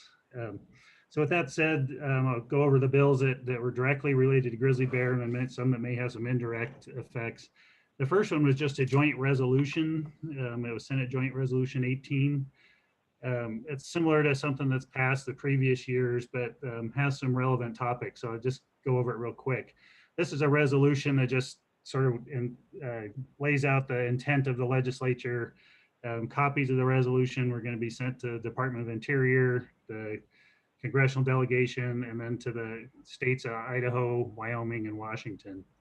And it basically says the legislature calls on U.S. Fish and Wildlife Service to revise the grizzly bear recovery plan and evaluate grizzly bear recovery zone efficacy across all ranges. The legislature requests the U.S. Fish and Wildlife Service create a statewide DPS that includes all of Montana's grizzly bear recovery zones for the purpose of delisting. It requests the U.S. Fish and Wildlife Service develop a new management plan pursuant to Section 4D of the Endangered Species Act. It would help resolve conflicts between bears and humans within the NCDE and other recovery zones, and calls on Montana's congressional delegation as part of its efforts to return management of the grizzly bears to the state to exempt the delisting of grizzly bear from judicial review. So again, that's just a resolution. There's no direction there, but it expresses intent. Another bill that passed is Senate Bill 98. It passed both houses. There was a mandatory veto by the governor that added clarification that this just applies to Montana law, and then he signed it. And what this law says is the legislature finds that the act of grizzly bear attacking, killing, or threatening to kill a person or livestock is an absolute defense against a person who takes grizzly bear in accordance with this section from being charged with a crime under Montana law. So it makes it clear that if a person were to take a bear in defense of self or in defense of livestock or threatening, they would not be prosecuted under Montana law. However, it's clear that state law can't supersede federal law. So as long as bears are listed, it probably won't make a difference in the sense that a taking of a bear under Endangered Species Act falls under the federal lawmaking or law enforcement, and therefore still is not legal, other than in defense of self. And so it really doesn't change anything for now. If the bears were to be delisted, that language is inconsistent or different than what we have in the conservation strategies, at least for Yellowstone and NCDE, and that would need to be evaluated. The most significant bill as it affects grizzly bear management in Montana is Senate Bill 337. That passed and was signed by the governor. And it specifically says the department may not relocate a grizzly bear listed under the Federal Endangered Species Act except to a release site previously approved by the Fish and Wildlife Commission for relocation of grizzly bears. And then it also says the department may respond to grizzly bear The department may respond to a grizzly bear listed under the Federal Endangered Species Act that is causing conflict outside of a recovery zone. If the bear is to be relocated, the department not relocate the bear. So that one's going to have some pretty significant impacts. And one thing to note, this bill doesn't become effective until March of 2022. So this will become effective next spring ahead of the bear season. It really doesn't directly impact what we're doing this year. But a couple things going on here with this bill. One is that any and all release sites must be approved ahead of time by our commission. And the other is if a conflict bear is captured outside of a federally designated recovery zone, Fish, Wildlife, and Parks can't move it. So basically, it would be up to the Fish and Wildlife Service or an agent of the Fish and Wildlife Service to move that bear if the decision was to relocate it. And again, this doesn't become effective until March. And the one caveat with that second piece is that it's as long as they're listed under the Federal Endangered Species Act. So what that means for us, for Fish, Wildlife, and Parks, is we're going to need to work with the land managers in the very near future to identify release sites and propose those to the commission for approval. So ideally, we would have a list of pre-approved sites ahead of 2022 bear emergence. My understanding is we already do this at a local level where our regional folks are working with, for example, the Flathead National Forest or the Kootenai National Forest ahead of bear season to identify sites, potential sites where bears can be released. We all have that ahead of time, and then as a bear is in hand, decide which site we're going to use, depending on what activities are going on and some other considerations. So while we're doing that already, this bill is going to require that we identify sites in all of the ecosystems, and we get them approved by our Fish and Wildlife Commission. So we started looking at calendar about, timing of doing this, and it looks like we're going to have our initial proposal in front of our commission probably in October with our final approval. So whatever we propose in October would go out for public comment with final approval in December. Part of this early schedule is to make sure that we have time in case we need to go back and make adjustments. It's also this December, February cycle is when we do our biennial season setting. So there's already a really full plate. So we want to make sure we can get this in. So what that means is our regional folks will be needing to reach out with the federal land managers for the most part, come up with different possible release sites. We're thinking in terms of scale, kind of like at a drainage scale versus an exact, this is the coordinate where you can release this bear. But we're going to need direction from our commission. Anyway, identify those sites in all of the ecosystems and present those to the commission. Again, the bill referred to, in terms of relocating bears, sort of two different scenarios. One is a conflict bear inside of a recovery zone. Those are bears we can move to an approved site. Another scenario is conflict bears outside of a recovery zone. Those are bears we can help with addressing the conflict, but we cannot move those. So it would be up to the Fish and Wildlife Service. And this bill, applies obviously to the department. It doesn't apply to a federal agency. So Fish and Wildlife Service can decide if they use that pre-approved list or have a separate list. And then the question is conflict bears outside or non-conflict bears, I should say, whether they're inside or outside of recovery zone. A non-conflict bear outside of recovery zone could be moved as long as it's pre-approved to a pre-approved site. So one of the examples I think of for that would be something like the augmentation bears that are moved to the Cabinet Yaak. We will need to get the commission to approve potential release sites in the cabinet yak. That if we catch a bear, whether it's in a recovery zone or outside the recovery zone, would be okay to move that. The other example would be, and we're still working on, is what about a sort of preemptive move? So a bear that's outside a recovery zone that isn't in conflict, and the desire is to relocate it before it gets into conflict. We'll need to identify those kind of sites as well. They may be the same, they may be different. And then the other question becomes something like, moving it to the Bitterroot or somewhere where we don't have established bears. That would first require commission approval, but a new location like that would also require us to go through a MIPA, that's MIPA with an M, process in a EA or EIS and public comment as well. So that's that bill. So starting in March, if there's a conflict outside of a recovery zone, we can respond, but we can't relocate it. We also need to work out on some details with Fish and Wildlife Service on how that process might work, and also if it's a livestock depredation bear with Wildlife Services.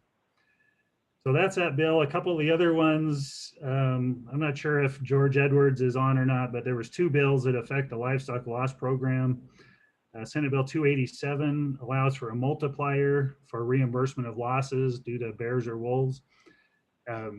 What that is there's some indication from some studies that for every loss that you confirm, there may be other losses that go unconfirmed. Right now, livestock producers don't get compensated for that. This bill would allow some kind of a multiplier. So instead of getting a 1-to-1 reimbursement, you might get a 2-to-1 reimbursement, contingent on funds being available. And we don't know, it sounds like that's probably not likely given the losses, but it's available. The other one, Senate Bill 58, added some additional money to the livestock loss account, up to $100,000 additional money for loss prevention from wolves or from grizzly bears. A couple other bills just to be aware of, I call it bear-related bills. We had House Bill 468 that allows for hound hunting in a chase season for black bears. It says a person may hunt black bears during the spring season with the aid of a dog or dogs as authorized by the commission, and may pursue black bears with a dog or dogs during a training season that ends at the end of the spring bear season and goes through June 15th of that year, also as authorized by the commission. We typically do our black bear regulations in that December to February biennial season setting cycle. So this will be something we're going to address during that time. And as part of that effort, we'll be looking for direction from our commission regarding expectations for implementing that bill, especially in grizzly bear habitat. There was several wolf bills that passed that may have some indirect effect to grizzly bears. The main thing is the addition of snares for wolf trapping is probably the most significant. There was also a bill that specifically stated that the commission may allow trapping to include snares starting December 1st to March 15th. And our current regulations limit trapping to December 15th to February 28th, based primarily on when grizzly bears are hibernating, so we avoid or help minimize potential catch of grizzly bears in a wolf trap or now a wolf snare. We're going to be visiting with the commission on June 24th with our wolf regulations. We've provided a suite of options, and with regards to the trapping and snaring season dates, two of those options include continuing to, in grizzly bear habitat, continuing to limit the season dates to mid-December to not later than the end of February, but that will be a commission decision. So that's the wolf or the bear related bills. A couple other ones you've heard me mention the commission several times. There is right now a 5-person commission. There's 4 relatively new commissioners appointed by Governor Gianforte. We have House Bill 163 that increases that commission from 5 to 7. That passed. So starting in October, we'll have 2 additional commissioners. The commission districts will overlap with each of the FWP regional districts. And so we'll have some additional commissioners. There's another bill, Senate Bill 306, that also increased the number of commissioners from 5 to 7. And then also specified that 3 of those must be landowners engaged in agricultural production. The governor vetoed that bill based on some concerns. There's currently an override vote in process, so I'm not sure if that will take effect or not. Depends on the outcome of that override vote. So anyway, we'll have 2 new commissioners helping decide some of these things.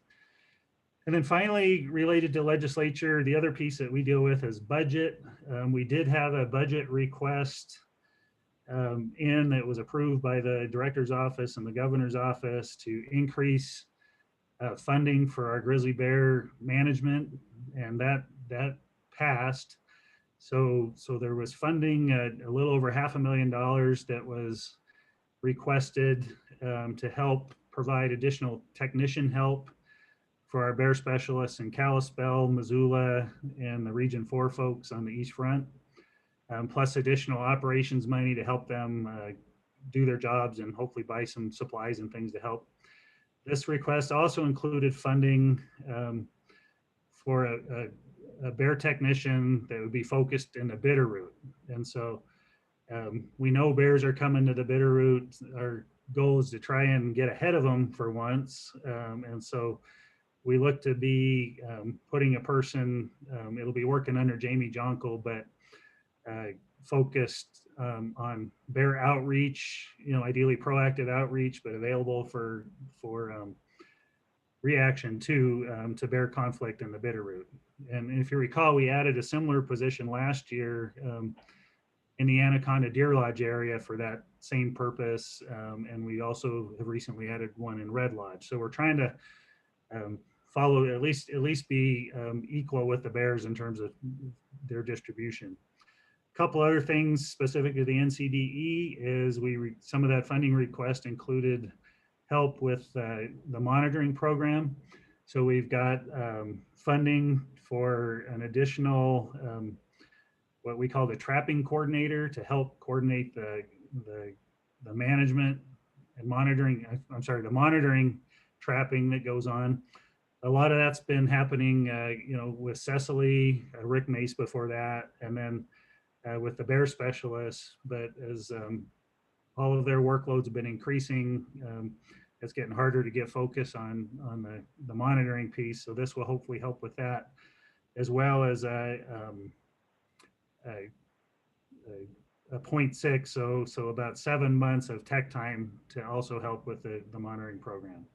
So really positive on that front. We're trying to get our staffing up to be able to address the growing bear population. And then finally, House Bill 5, which is where our big capital projects are, our Habitat Montana program, which is a earmark funding for habitat conservation, is got approved for another couple years. An example of why that's important is there's a large project in Region 1, over 100,000 acres of what was previously Plum Creek timberlands, now being sold to a couple different companies. There's up to $100,000 easement in the works that some of this funding would be used to help match some Forest Service money. And then last but not least, this last year, Montanans had a ballot initiative to legalize marijuana. Part of that ballot initiative included some earmark of tax revenue for different wildlife and recreation programs. That got machinated through the legislature quite a bit. The final version that came out, it's House Bill 701, is there would be a 20% tax on recreational marijuana. Of that, the first 6 million would go to what's called the HART account, which would be a an account for addiction services and things like that. But after that, it says 20% of the credit goes to the Department of Fish, Wildlife, and Parks to be used solely as funding for wildlife habitat in the same manner as our Habitat Montana program. There's some for state park accounts, some for trails and recreation facilities, 4% each, and then 4% to the non-game account. The projections I saw is, that within about 5 years that total tax pot would be about close to $50 million. So, 4% of that or 20% of that could really make a difference as well. So that's what I have for the legislative update, and I'd be happy to try and answer any questions. Okay, I am popping on. Let's see if we've got any for you, Mr. McDonald. That interesting, lots of action for sure in Montana. Yeah, a lot going on. You do. So is anybody, I'm looking at the attendee group. I'm not seeing any hands raised. Panelists, I'm not seeing any hands raised. Oh, they're popping up now. All right, so let's go with, we'll start with Chris Savage and then go to Toby Boudreau. Thanks, Jackie. Trying to get my video on here. It's saying it won't start. Sorry. Can you hear me? Yeah, I can hear you fine, Chris. I think the bill you mentioned where the commission has to go back and approve all the sites.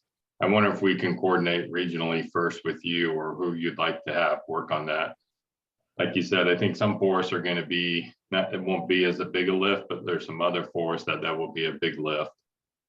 And also kind of want to get maybe we can talk a little bit about what your thoughts are on the Bitterroot ecosystem, since the majority of that ecosystem is actually in Idaho. There's very little of it in Montana. Right. But just wonder how we want to, not need an answer now, but how we want to strategize with that, and probably working with Hillary and her folks to see how we can help best get you the information you need to give to the commission. Great. Yeah, thanks, Chris. I should have mentioned that my on your first part, at least, my intention was to get with you or whoever you recommend to kind of lay out here's our marching orders and here's what we need to do between now and October probably, and then hopefully tear that down to our respective field staffs to work together to help identify those, and then ultimately compile them back into a statewide proposal. That includes things like moving a bear from one ecosystem to another ecosystem. So we do it now with Cabinet Yaak with bears from the NCDE, but what about moving a Yellowstone bear to the Flathead Forest? Is that a better place than trying to squeeze it in somewhere on the Helena Forest? Things like that. So yeah, definitely we'll need to visit at the higher level, and then hopefully get our folks working together down at the more local level to identify those places. In terms of the Bitterroot, hard to say on that one. That one we may need to, because it would be considered a new location, that would have to go through a additional MEPA process and that. And I don't know if there's right now a interest in that or not. Okay. Thanks. Yep. Thank you. And I'll be in touch. I'm sure you will. Stay tuned, Chris. Okay, Mr. Boudreau, I believe maybe your hand went down, but it was up. Yes, Jackie, I just wanted to tell Ken that he made me feel good about my legislative session and compared to his. So thanks for doing that. And yeah, I'd like to talk to you more about what you guys are going to do in the Bitterroot, of course, and how we're going to play a part in that moving forward. Yeah, I think that's one all of us need to be visiting about. And again, I don't know that we have any direction at this point. We're still working on, laying out a process for a statewide planning effort. And barring any, we got to do something tomorrow, would probably address that through that statewide planning effort. And as part of that effort, there's a lot of public input and review and that, and then address the Bitterroot specifically that way versus I got a bear in the back of the trailer, what do I do with it? And just don't go to the border and dump it. Yeah. I can't make any promises, Toby. So David, I don't know if you're going to jump in, but there is a Q&A, Mr. McDonald. And it's from Sarah Lundstrom, and it is, what is the timeline for the statewide grizzly bear management plan in Montana? Yeah, good question. We're still working on that. With the change of administration, things kind of got put on hold until they can get up to speed on what we're thinking and how we're going to do it. And then the COVID restrictions as well have kind of limited some of the thoughts on the public process at least. So we're hoping in the next month or so we'll have a timeline to put out there, and then would start a public process. The intent would be start some kind of a public process to kick it off, and then take it from there. But again, we're waiting for some direction on comfort from the administration. Okay. And then in the chat box, I think it's Michelle Dietrich is, the question is wondering when, I think, if I get this wrong, I think you mean MEPA. It says MEPA, and maybe that's an acronym I don't know, but I think it's maybe MEPA process might start for the relocation sites in the Bitterroot. Yeah, so same question kind of as Toby. And so they are referring, at least for our purposes, MEPA with an M, which is the Montana Environmental Protection Act. We have state law that says before we, relocate animals to new, I'm paraphrasing here, but to new locations, it's got to get approval from the commission and go through a MEPA process. Again, I see that as if there was, from the state perspective, if there was through that statewide planning effort, a recommendation to pursue, actually physically moving bears to stalk the Bitterroot, it would probably be following that planning process. So let the planning process identify if that's a direction and a priority. If it was, then the next step would be that commission and MEPA process. So again, that's the state perspective. The federal approach, could be different. Okay. Let's see. I'm not seeing any more Q&As. I'm not seeing any more hand raised on the attending side. Jackie, there was one more thing in the chat. Someone had some information about that livestock loss board and saying that the sources of the funding aren't in hand yet. It might be a few years. And I guess the board is meeting this summer. So that was probably George Edwards, who administers the livestock loss program, is my guess. Okay. I'm not seeing anything else, and we have reached 12:01. So Ken, I don't know if you have to bugger out here pretty quick. But it doesn't appear we have any other questions. Oh, wait, there's a Q&A. I spoke too soon. So from Bonnie Rice. Hey, Bonnie, good to see your name. Does FWP anticipate that the commission will approve the relocation sites that the department recommends? Good question. I hope so. But again, this is a new commission and a new topic for the commission.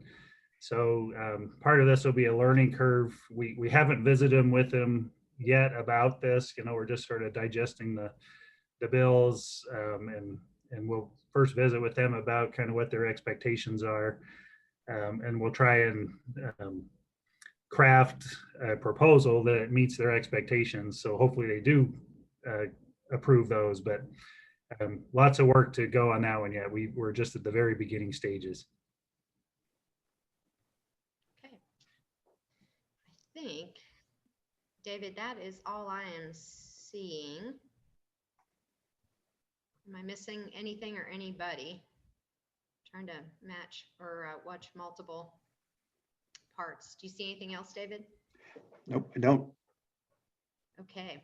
Well, we just ran a few minutes over, 2 minutes over on our lunch break. Ken, very much appreciate you swapping your time around and working with us as we worked with you to be able to present that. A lot of actual information. Montana's doing a lot. So I think it's important that folks hear that. So thank you. Thank you for fitting it in, and appreciate you being with us for that. Yeah. Well, and thank you again for accommodating my schedule. I apologize for the double booking. It happens to every one of us. Yeah. So we've all been there. So thank Great. you. Yep. Thank you. Okay. So now we really are doing pretty well on this schedule thing. That doesn't always happen. So yay for being on schedule. So we'll take, I think it's a 45-minute break. And we will come back at 12:45 and queue up our second virtual field opportunity. And we'll queue that up when we come back at 12:45.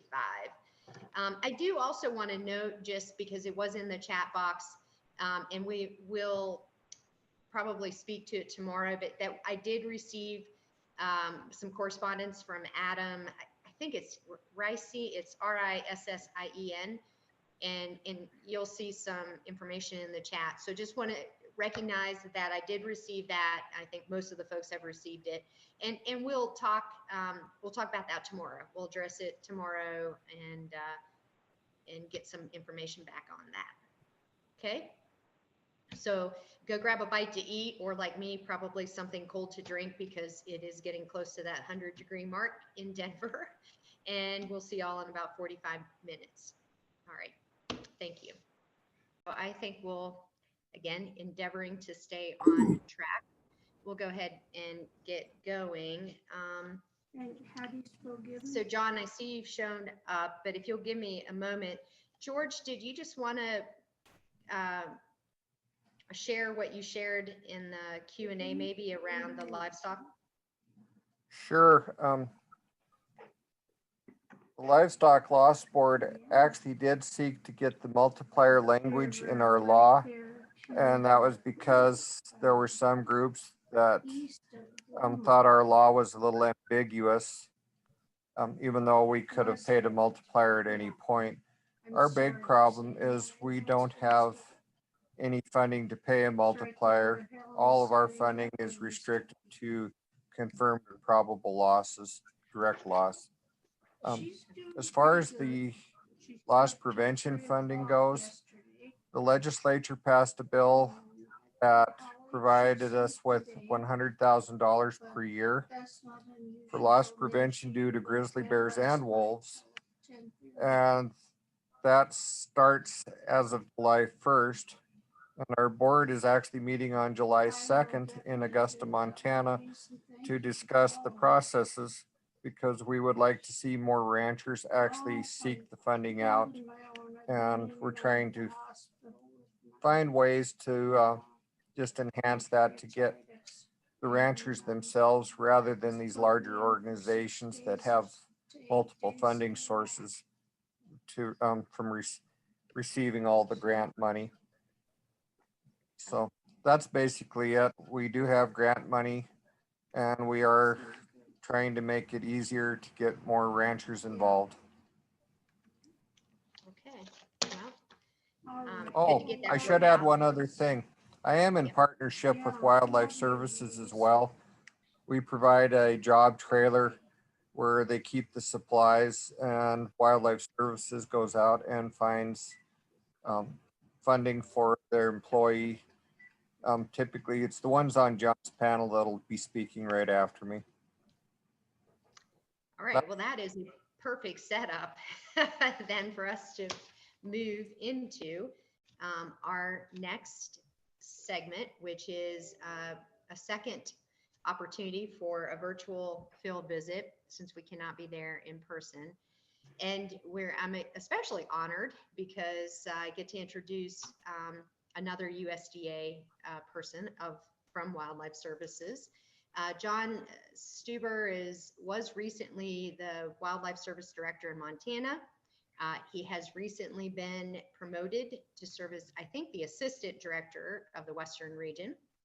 But he was still committed enough to spend the time with us today and talk with IGBC about what they're doing around conflict reduction through IEO and the subcommittees. And so we're very excited to have you with us, John. And then I think you're going to be joined by Adam Baca, Diamond Running Crane, Jennifer Sherry, and I think I have this right, and Russ Telmo and Brooke Schifrin. I think that they may be joining you too, but I'm going to turn it over to you and just say thank you so much for being with us today, and congratulations on your promotion. So well, thank you very much, and thank you to David and the IGBC for the invitation to speak to the group today. I think the group will be interested in this, some of this, and I guess David, we could share the PowerPoint presentation if you've got that ready. Okay, I'm working on it. I hope that Diamond is able to make it on. He was actually on site building electric tents today, so he was going to call in. So I hope that he's able to make it on the call.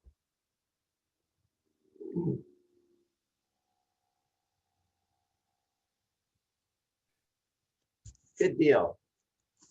Thank you, David. I think that looks like everything's set up just perfect. So we're going to talk a little bit about the partnership that we're in, this Montana Conflict Reduction Partnership, set up to reduce conflicts between predators and livestock. And of course, today we're going to spend our time talking about grizzly bears. And grizzly bears are one of the species that conflicts are increasing on in the state. So this is a really important work that's being conducted here. Okay, next slide. So I think most of you are familiar with Wildlife Services. We're part of the U.S. Department of Agriculture, Animal and Plant Health Inspection Service. And the mission of Wildlife Services is to provide federal leadership and expertise to resolve wildlife conflicts to allow people and wildlife to coexist. Next slide.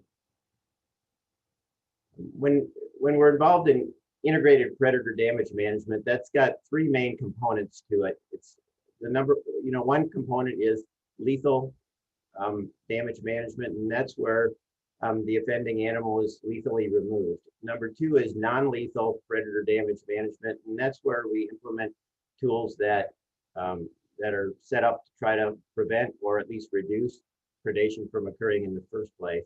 And that includes all the different wolves, black bears, grizzly bears, and so on. And then the third component is compensation. And this is where we work really close with the Livestock Loss Board and George Edwards, who you just heard from, where we're partners in this program where we go out and do the investigations. By state law, we're the ones that do the investigations, and so that people could get compensated by the Livestock Loss Board. Our guys go out and do investigations and then make determinations whether it's possible or if it's not predation. If the animal just died and say a grizzly bear came up and ate on the animal that had already died. So next slide. So every state is different. In Montana, Wildlife Services works under an MOU with Montana Fish, Wildlife, and Parks, and also under a technical assistance letter for the implementation of Grizzly Bear 4D rule with the U.S. Fish and Wildlife. We work very closely with Fish, Wildlife, and Parks and the U.S. Fish and Wildlife Service on all of our activities that deal with grizzly bears. Wildlife Services investigates all reported livestock depredations in Montana. We get reports on all different kinds of predators, but like I said, the one that's increasing more than the others lately is grizzly bear depredations, and that's taking up more and more time. Wildlife Services consults with the U.S. Fish and Wildlife Service and Montana Fish, Wildlife, and Parks and the tribes when, when within the reservations for authorization on actions to be taken on offending bears when livestock depredations are confirmed by our folks. Next slide. When I'm talking about necropsies, I don't mean just going out and looking at a dead animal. Typically, the animal is skinned from head to foot, and we look for telltale signs of grizzly bear depredation. Different predators have different ways of killing livestock. And oftentimes when you look at that first slide, it's not that evident on the outside. So you do have to open the animal up, skin it out and see where the damage was. This is very typical grizzly bear kill. You can see the bite marks on the back in the lower left picture. And then in the lower right picture, you can see the bites on to the back and to the front of the head and the face. It's very typical of a grizzly bear kill. But sometimes when we get out there, it's just a dead animal that's been fed on by a grizzly bear, and the animal had died earlier of some other ailment, a disease or sickness or something, and the grizzly bear just stumbled upon it. Next slide. But today I'm going to concentrate on the non-lethal element of our work and try to kind of give it a description of how this whole partnership kind of came to be. So oftentimes the non-lethal stuff is about setting boundaries, basically setting boundaries for predators where you're using some kind of physical exclusion to keep them from getting into the livestock. And that could include different types of fences like turbo flattery for wolves, electric fencing for grizzly bears and black bears, also range riders and herders. Sheep herders have used sheep producers have used herders for a long, long time. And now range riders are becoming more, more common where to establish human presence and manage livestock in different ways, help find carcasses so that wildlife services could do an investigation and livestock producers could be compensated by the Livestock Loss Board. And then also livestock protection dogs. And that includes a lot of different breeds of dogs and even some new breeds. Next slide. Wildlife Services has been involved in the non-lethal aspect of predator damage management for a long, long time. We've been here in Montana since 1913 and have always made recommendations to livestock producers on implementing non-lethal methods. That might be things like shed lambing or night pens or herders, range riders, electronic guard, which we developed, radio activated guard, different types of electric fencing and so on. But that's how it has been done over the history of the program. Is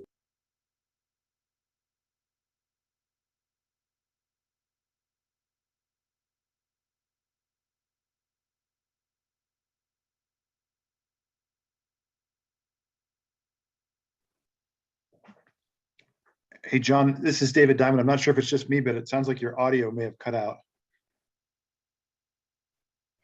Yeah, I was just wondering what happened.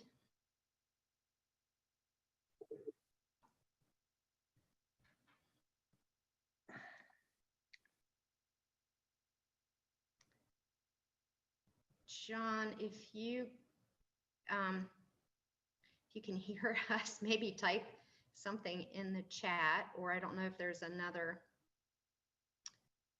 someone else that can step in.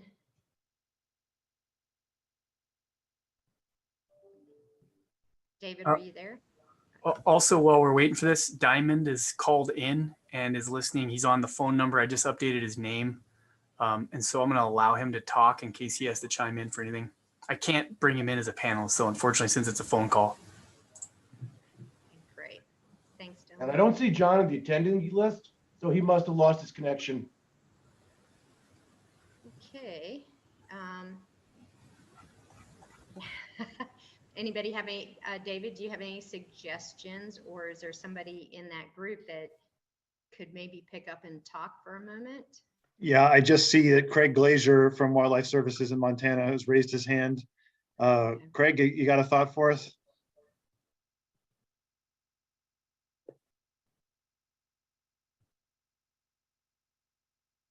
Craig, we cannot hear you.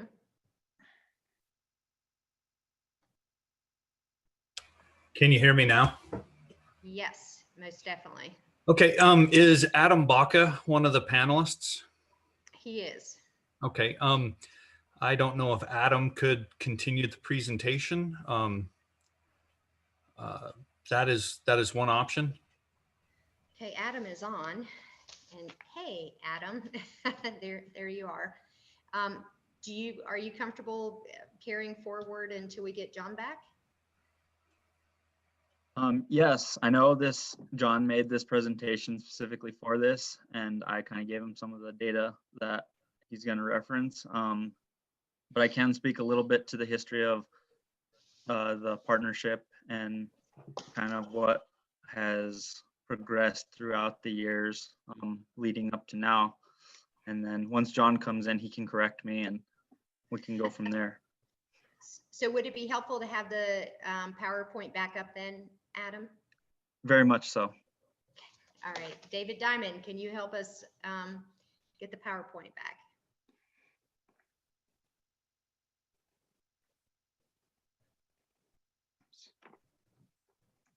Maybe back to where we were. Okay, Adam, will that work for you? Yeah, if you want to, I think we were 2 slides prior to this. Okay. Yeah, there we go. Like John is coming back in. Adam, you may be saved. Let's see if he pops up. Dylan, are you seeing him in there? Yep, so John should be back in the meeting. I'll let him go ahead and take care of it.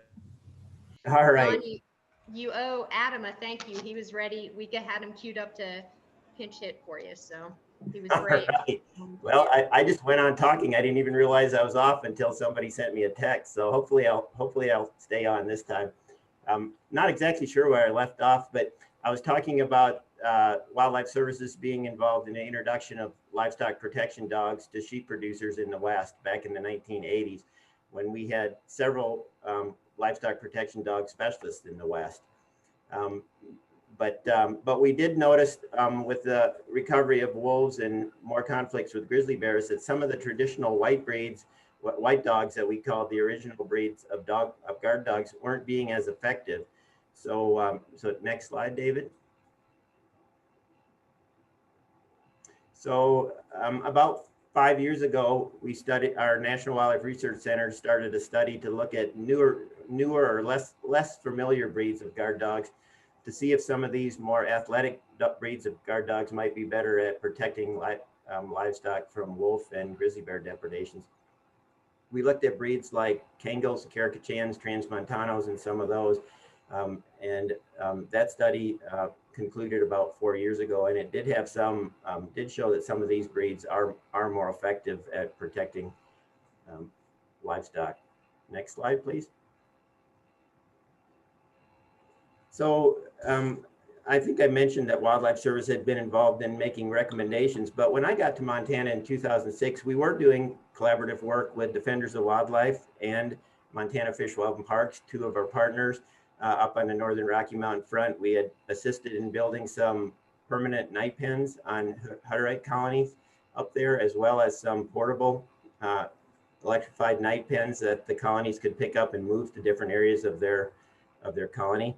And those projects were ongoing. And we also made recommendations to Defenders of Wildlife for producers to call Defenders of Wildlife to ask about participation in Defenders Electric Fence Incentive Program. Since we work on so many ranches and have access to so many ranches, that was something that we felt was important to be able to try to provide those people with some of that contact with Defenders of Wildlife and where they could reach out directly to defenders.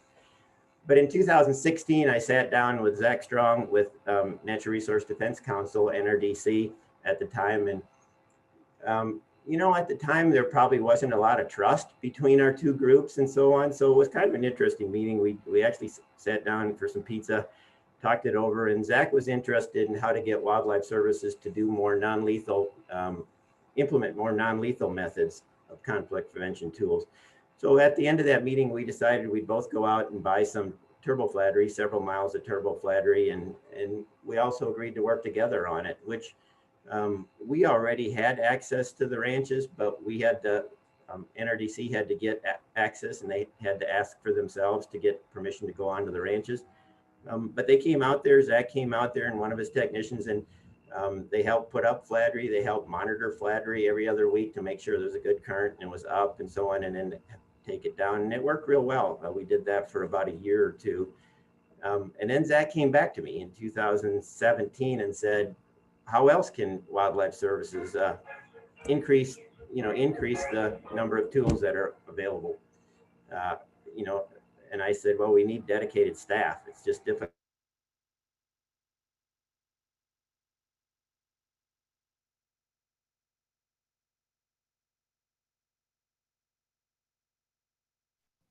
Did we lose him again? Dylan? Yep, looks like we did. Okay, dang it. Sorry. Oh, John, are you still there? Yep, I'm still here. Oh, okay, great. Yep. I don't know why we're having so many problems with connections today. Am I still here? Yep, we can hear you, John. Go ahead.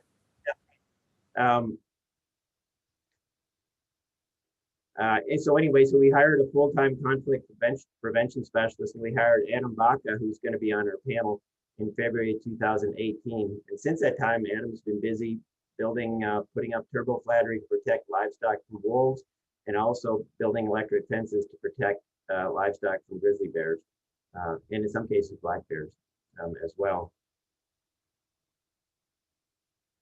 Next slide, please. So this is one of the night pens that we helped build on one of the Hutterite colonies up in the northern Rocky Mountain front. It's a permanent night pen that's used, has been very successful at keeping predators out of sheep, and it's a good sized night pen.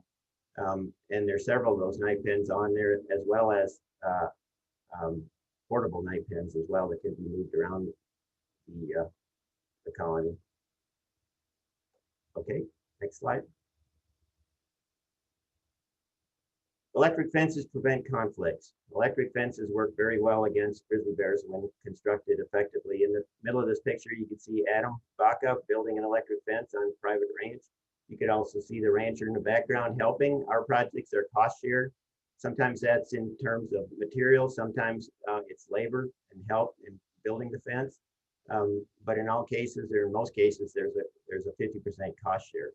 In the lower left picture is another one of our employees I'll talk about a little bit later. That's Diamond Running Crane, who's a Wildlife Services non-lethal specialist up on the Blackfeet Reservation, who's busily building fences up there to protect livestock from grizzly bears, and also educate folks up there on how to upkeep the fences and so on and so forth.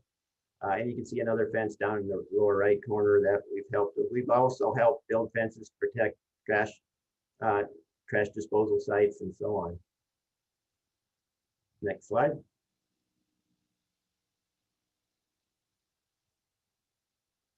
These are, this is a picture of some of the accomplishments over the last 3 years. You can see the green dots are all the electric fences we've built. Some of them are out in black bear country. You can see out in Custer County, that little cluster out there of projects.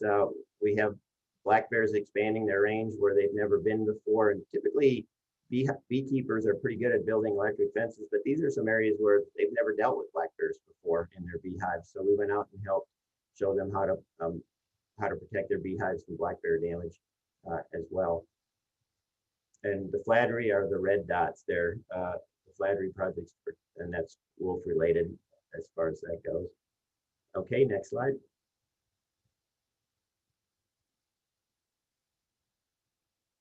At about the same time that Adam came on board, NRDC and Defenders and Vital Ground provided Wildlife Services with 100% of the funding necessary to hire a Wildlife Services range rider. This is the first range rider that Wildlife Services ever hired. We hired our range rider up in the Kootenai National Forest, and with the assistance and support of Montana Fish, Wildlife and Parks, who provided a travel trailer for him to stay in and other logistics and equipment and so on, as well as the Forest Service, which were very helpful as well with providing a two-way radio to keep in contact with our specialists when there were fires going, and other support with providing maps and so on. Our range rider rode on 6 allotments up in the Kootenai National Forest, up on summer cattle grazing allotments, helping to protect livestock up there. Next slide. These are the allotments up there. It's kind of west of Trago, Montana. Really different country for a range rider. This is thick forested country, and you know, he kept busy in there, spending most of his time where there were conflicts, where he would see an abundance of predator sign. That's where the range rider would spend his time. He would communicate with the cowboys and the permittees about where he saw predator sign, talk to the Forest Service about potential to move livestock away from wolf rendezvous sites and so on. And that's been a very successful program. We're in our 4th summer up there now. We've got another range rider up there this summer. Okay. In 2019, Defenders of Wildlife and NRDC lobbied Congress for funding for wildlife services. That's federal funding for wildlife services. They were successful in getting the first ever federal appropriated money for non-lethal predator damage management. And I hesitate to use the term earmark, but maybe directed money is better. This money was very specific that it had to be used strictly for the implementation of non-lethal methods of predator damage management. And with that funding, a number of states, I believe it was 12 states, got parts of that funding. With Montana's share, we secured Adam's position as a year-round position where we didn't have to patch meal funding together every year with it, and allowing Adam to continue working on such important projects. We also secured the Kootenai National Forest's range rider, wildlife services employee up there that could continue to do range riding on the Kootenai National Forest. We hired Diamond Running Crane as our second conflict prevention specialist up on the Blackfeet Reservation, where he almost 100%, or I guess 100% of his work is grizzly bear exclusion, electric fencing to protect livestock from grizzly bears. Glacier County is one of our primary counties that we have for grizzly bear conflicts. The other area that has a lot of grizzly bear conflicts is in the Gravelly Mountains in Beaverhead Deer Lodge National Forest. And with this funding, along with 50% funding provided by the Greater Yellowstone Coalition, who have been very good partners as well in the Gravelly Mountain Project, we hired a very experienced range rider in the Gravelly Mountains, and he rode last year and he's riding again this year. And then also with a lot of help from the Forest Service, who have provided logistical support up there with a place to stay for a range rider and so on. And our range rider up there concentrates on areas where we have, you know, the heaviest concentration of predators or where we see a lot of conflicts. And he spent a good deal of time mothering up calves with cows and calling the cowboys when he sees an injured calf or a crippled calf or something, trying to get it back with the rest of the herd. Looking for carcasses, of course, so that livestock producers can be reimbursed for their losses and so on. But it is big country. Next slide. That isn't a very good map, but there's 30 some allotments in the Gravelly Mountains with varying degrees of conflicts. But this is one of the areas where the grizzly bear conflicts is increasing quite dramatically over the past few years. And it was important to try to get somebody up there to help them with their problems. Wildlife Services continues to expand our non-lethal implementation, our implementation of non-lethal methods, with more and more NGOs coming on board to help provide funding and support for these projects to keep grizzly bears out of trouble and wolves out of trouble and protect livestock. Next slide. Also, another part of the partnership is education and outreach, and we've done a number of these workshops. I think we started doing these workshops in about 2015 or 2016. We try to do at least one a year with different partners. A lot of of them have been done with Montana State University Extension. We've also had assistance from Western Landowners Alliance, who have helped host, particularly during the COVID period with some of these virtual meetings and stuff. They've helped, they've hosted and helped sponsor those as well. But also we've had all of our partners have been involved with it, with Fish, Wildlife Parks and Livestock Loss Board, NRDC, Defenders of Wildlife, you know, talks about their electric fence incentive program. Just a lot of very interesting, you know, topics in there. And the emphasis has always been on non-lethal methods on these workshops since we started doing these workshops. Next slide. But the main thing is that, you know, when we initially started working on this, we recognize we have a lot of differences. We don't disagree on, I mean, we don't agree on everything. We certainly don't agree on everything. But the more we sat down and talked with some of the different groups, we understood that we have more things in common and more goals in common than we have disagreements.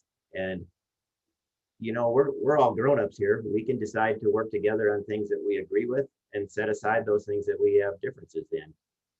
We don't have to agree on everything, but we've learned that with these partnerships, we can get a lot more done.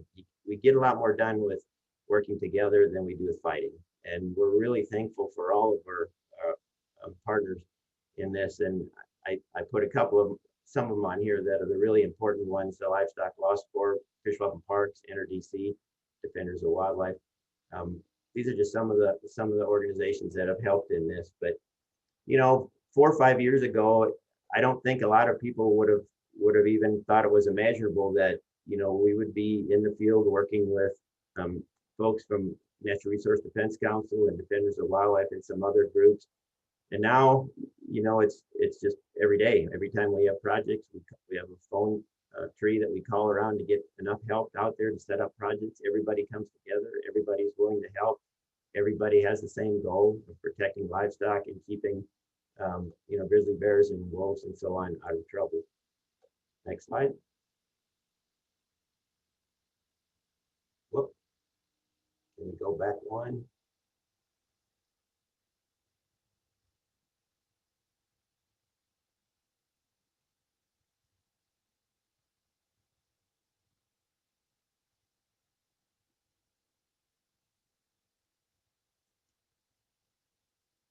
So this is a list of our major collaborators. Of course, I've mentioned NRDC numerous times, Defenders of Wildlife as well, the Greater Yellowstone Coalition, who's helping fund that Gravelly Mountains Range Rider position.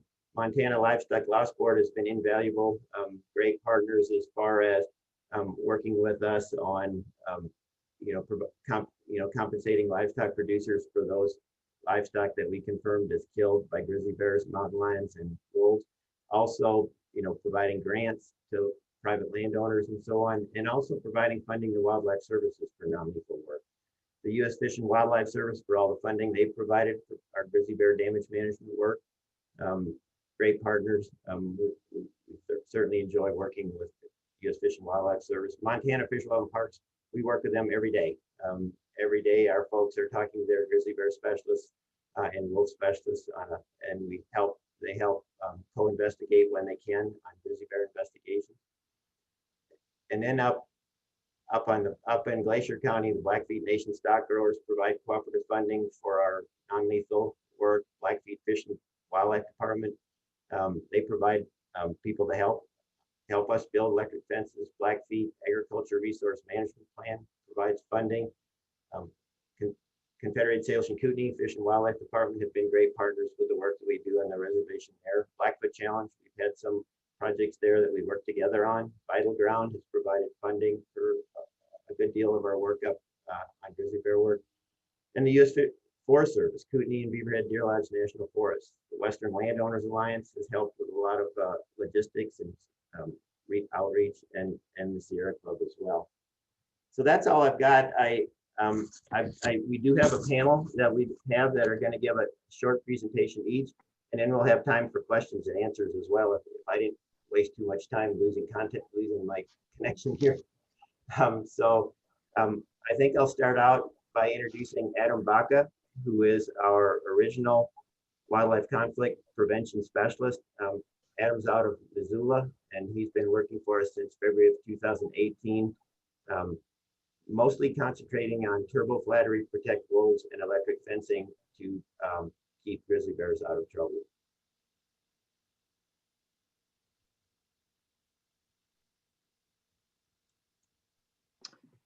Hey, thanks for that introduction, John. So kind of what I was planning on talking about was just how we make these partnerships work. And again, I'd like to thank Livestock Lost Board, Defenders of Wildlife, and NRDC. And you guys all saw that list of 16 collaborators and cooperators that Wildlife Services works with on varying degrees of both financial and labor contributions to make this stuff work. And the fact of the matter is I could not do this on my own. Some of these producers have large areas that they cover, or weird situations where we need to get fences up or enclosures up to keep agricultural resources safe and keep the bears out of trouble. And sometimes these projects need to happen really, really quickly. And, you know, that saying, no man is an island, really holds true in this, where we need to get these projects completed in 3 to 5 days. Having the resources to pull from Montana Fish, Wildlife and Parks, NRDC, Defenders, Blackfeet Fish and Game, and having some of these resources provided from Livestock Lost Board, that is the main factor that has led to the success of this program over the long term. And, you know, with all those collaborators and cooperators, the critical thing to make this work is communication.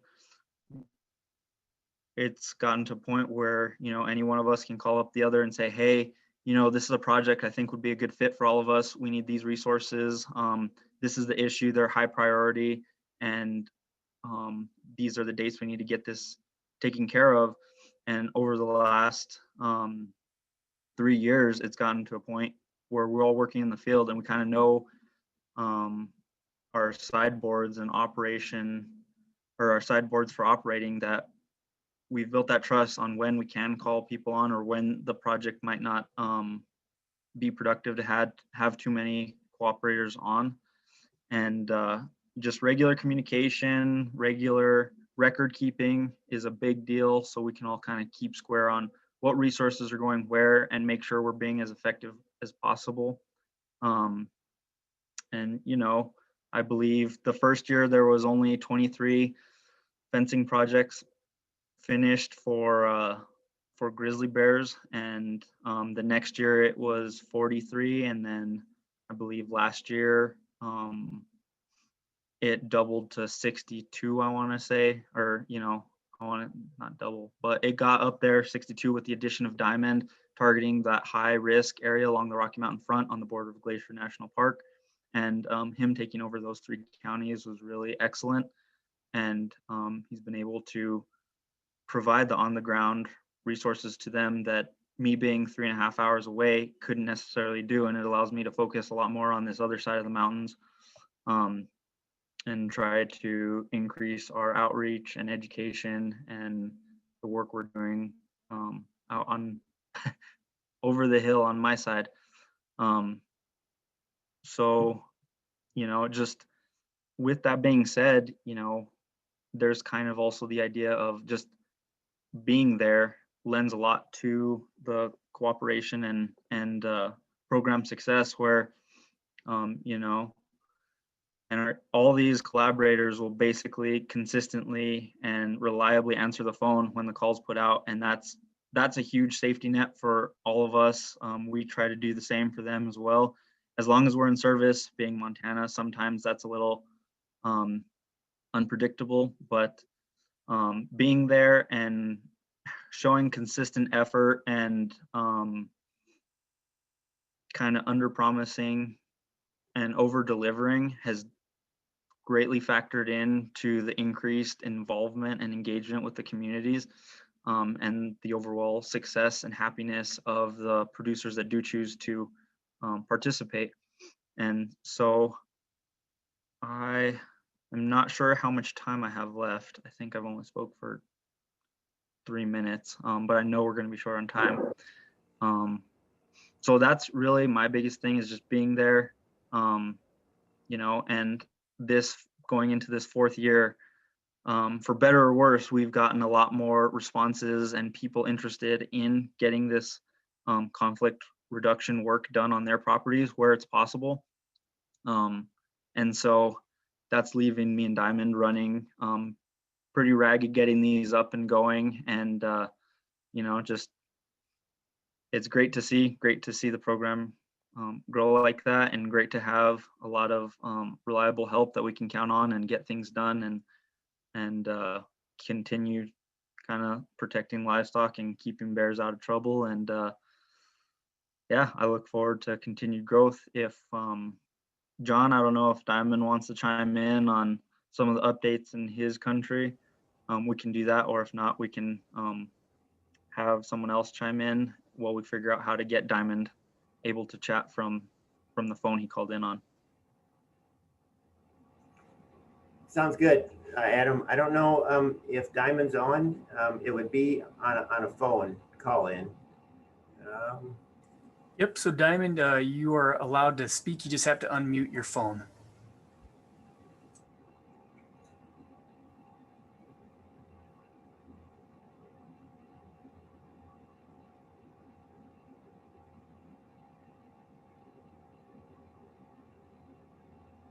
All right. Well, maybe he's having trouble with his phone. He's out in the field on a fence build. It looks like he has it. I think he's got it, John. Hello. Hey, all right. Well, hey, Diamond, this is John Stiver. Hey, and I was going to introduce you, Diamond. This is Diamond Running Crane. He is a Wildlife Services conflict prevention specialist up on the Blackfeet Reservation in Glacier County. And he's going to kind of give a little summary of what's going on up in his area. Go ahead, Diamond. Okay. Hello, everybody. Thank you, John, for the introduction. Appreciate it very much. And yeah, I've been. My name is Diamond Running Crane. I'm a Blackfeet tribal member here on the Blackfeet Reservation in Glacier County. I work for the U.S. Wildlife Services as a conflict prevention specialist. I predominantly build electrified livestock enclosures, an emphasis on serving local youth involved in 4-H and other livestock producers in Glacier, Pend Oreille, Teton, and Toole counties. So far, the Glacier County has the largest percentage of bears livestock conflicts of all counties in the state of Montana. My job really consists of building the 5-wire electric fences containing 10,000 volts of deterrence for black bears or grizzlies attempting to feed on livestock, pigs. That will include such as pigs, sheep, goats, cattle, horses, chickens, and pretty much almost everything else. I also help build electrified enclosures for several campgrounds, restaurants, and farmers, protecting attractants such as hay, grain, trash bins, and humans from nuisance bears. The following entities is that's been a helpful hand no matter what, and is Blackfeet Fish and Wildlife, the Bureau of Indian Affairs, the Blackfeet Agricultural Agricultural Resource Management Plan, the NRDC, the Natural Resource Defense Council, also the Blackfeet Stock Growers Association as well, and United States Fish and Wildlife and Parks. They have been hugely instrumental in meeting the local needs for non-lethal deterrence and have been great allies and co-collaborators with our work. I firmly believe that the 5-wire electric fence has greatly reduced lethal conflicts and saved the lives of many curious bears as well too, as just a thought. And several of our producers I have served have reported that the bears that they have witnessed encountered the electrified fence, learned of the voltage contained within, and have not returned to harass any of their livestock, from my understanding. Our producers with past multiple yearly bear kills have informed me that they have escaped the 2021 calving season unscathed and have no calf losses due to bear depredation with the implementation of the new electrified fences enclosures as well. And well, in conclusion, you know, the newly protected livestock producers feel much more safer and happier knowing that they could rest at night and not lose thousands of dollars of livestock in one fell swoop of a bear. And the bearers are given a lesson in the same time they're given a lesson in respecting human boundaries and protecting from immediate lethal action. And all the 4-H youth that I have worked with this year have gained the knowledge of maintaining their enclosures and just gaining knowledge, and we'll have animals to bring to the fair. I find great fulfillment in protecting these youth, local ranchers, farmers, livestock, and the bears from potential fatal conflicts. Because we just have a high rate here in Glacier County that it's just an ongoing thing, and it seems like, you know, the challenges that I'm facing at the moment is that we're not getting enough up.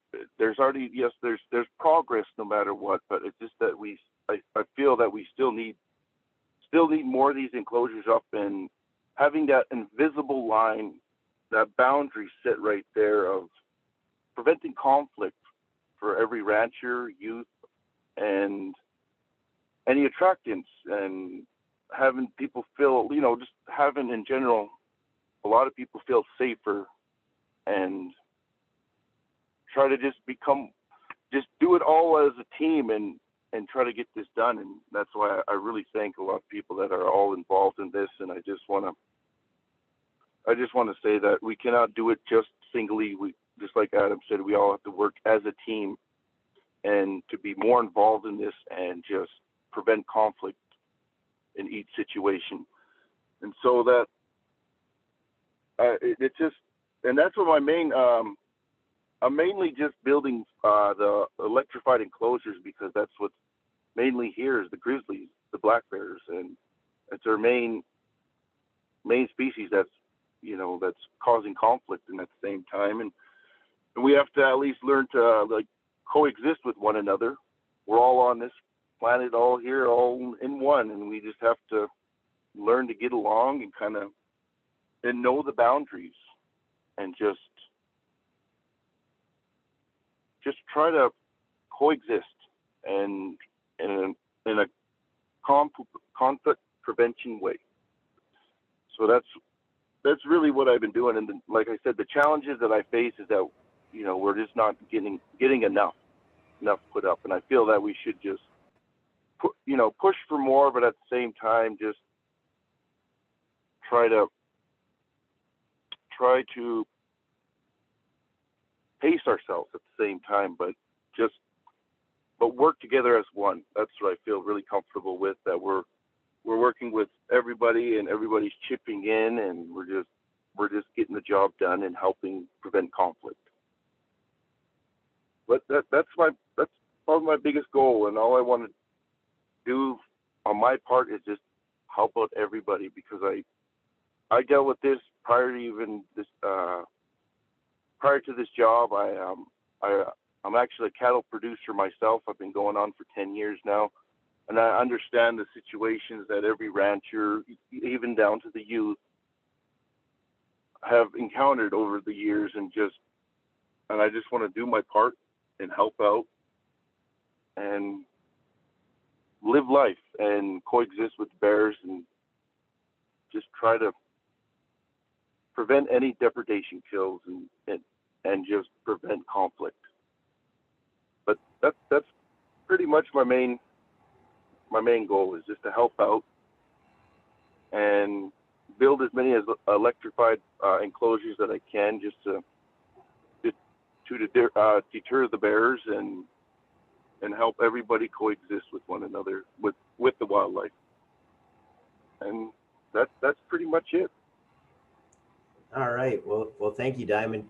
Yeah, just to show how much in demand this work is up there. I think Diamond told me the other day how many projects do you have lined up already? Oh, I have so far 30, and that's just for the youth.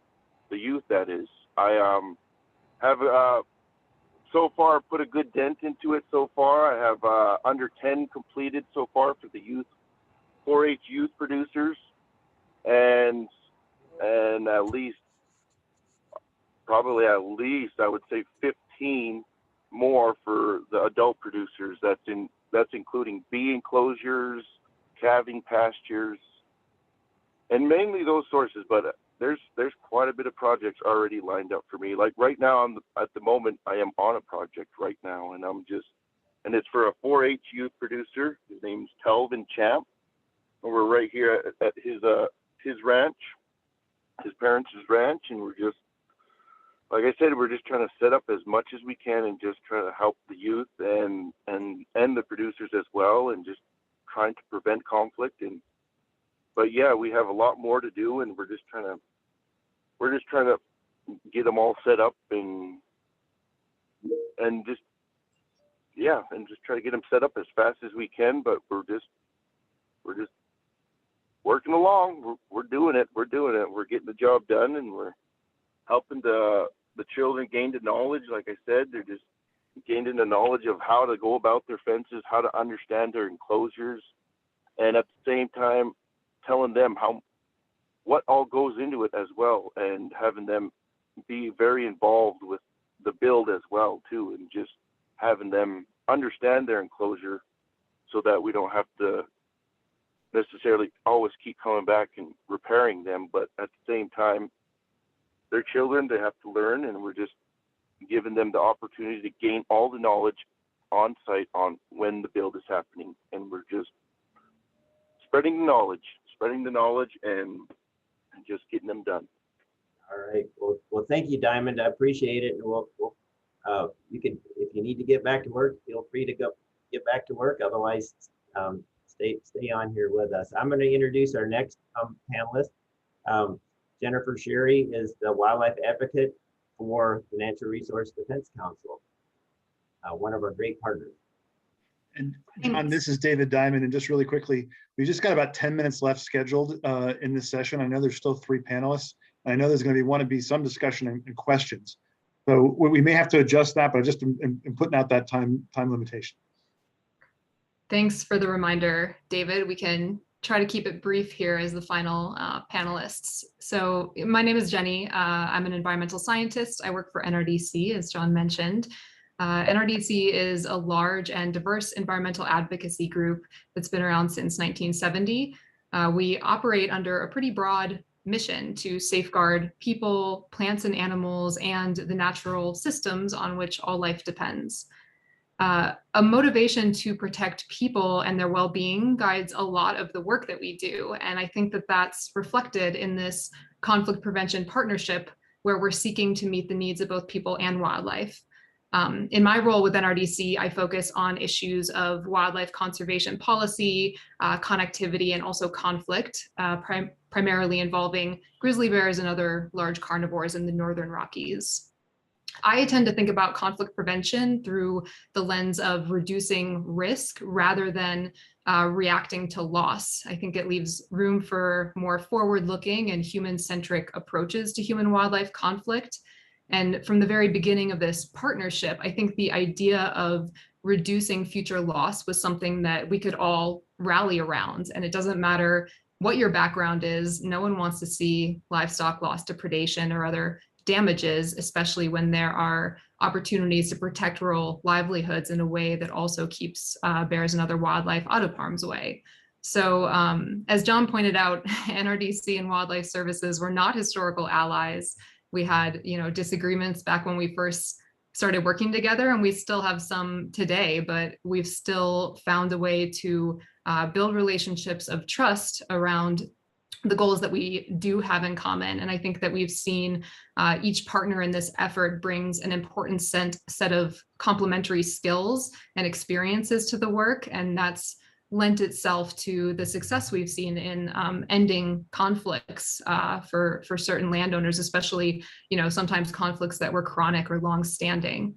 I started in this role in 2018 and have helped to play a sort of coordinating role for the partnership since then. But my predecessor, Zach Strong, as John mentioned, he had begun building this partnership with Wildlife Services further back around 2015. And one reflection I just wanted to point out from the history that John laid out for us is just how these sort of relatively small investments sort of built up on top of each other over time to create this much larger program. And I think that stepwise approach also provided opportunities for new partners to come in at different stages as we were working to formalize and scale this up. And over that time, I think we've all become a lot more efficient at collaborating than we were in the early days. And in terms of looking forward, NRDC and Defenders have already begun the process of advocating for an increased federal appropriation for fiscal year 22, because we see the need to continue scaling this work up to enable more specialists, more types of wildlife conflicts covered, and more regions or states to be included. So overall, I think we've seen a very positive reception to this effort, including from the congressional offices we've met with, who recognize this is benefiting diverse constituencies. And there's, a lot of room for new partnerships to help with the advocacy or leverage the federal funds, as John explained, and NRDC continues to play that role as well. And then the last thing I'll mention, sort of echoing some of the things that John and Adam and Diamond said, is just that a lot of the partners in this effort do play a role behind the scenes with like paperwork and planning, but then we also lend a hand on the ground to see these solutions put into practice. And for me, that's been such a rewarding part of this partnership.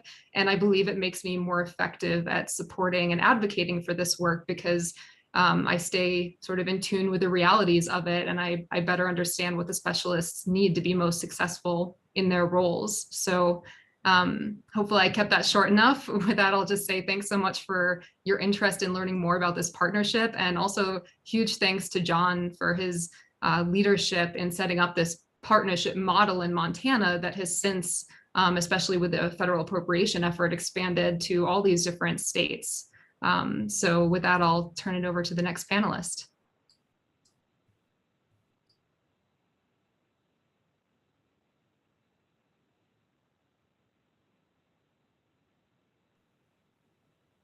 John, you need to unmute.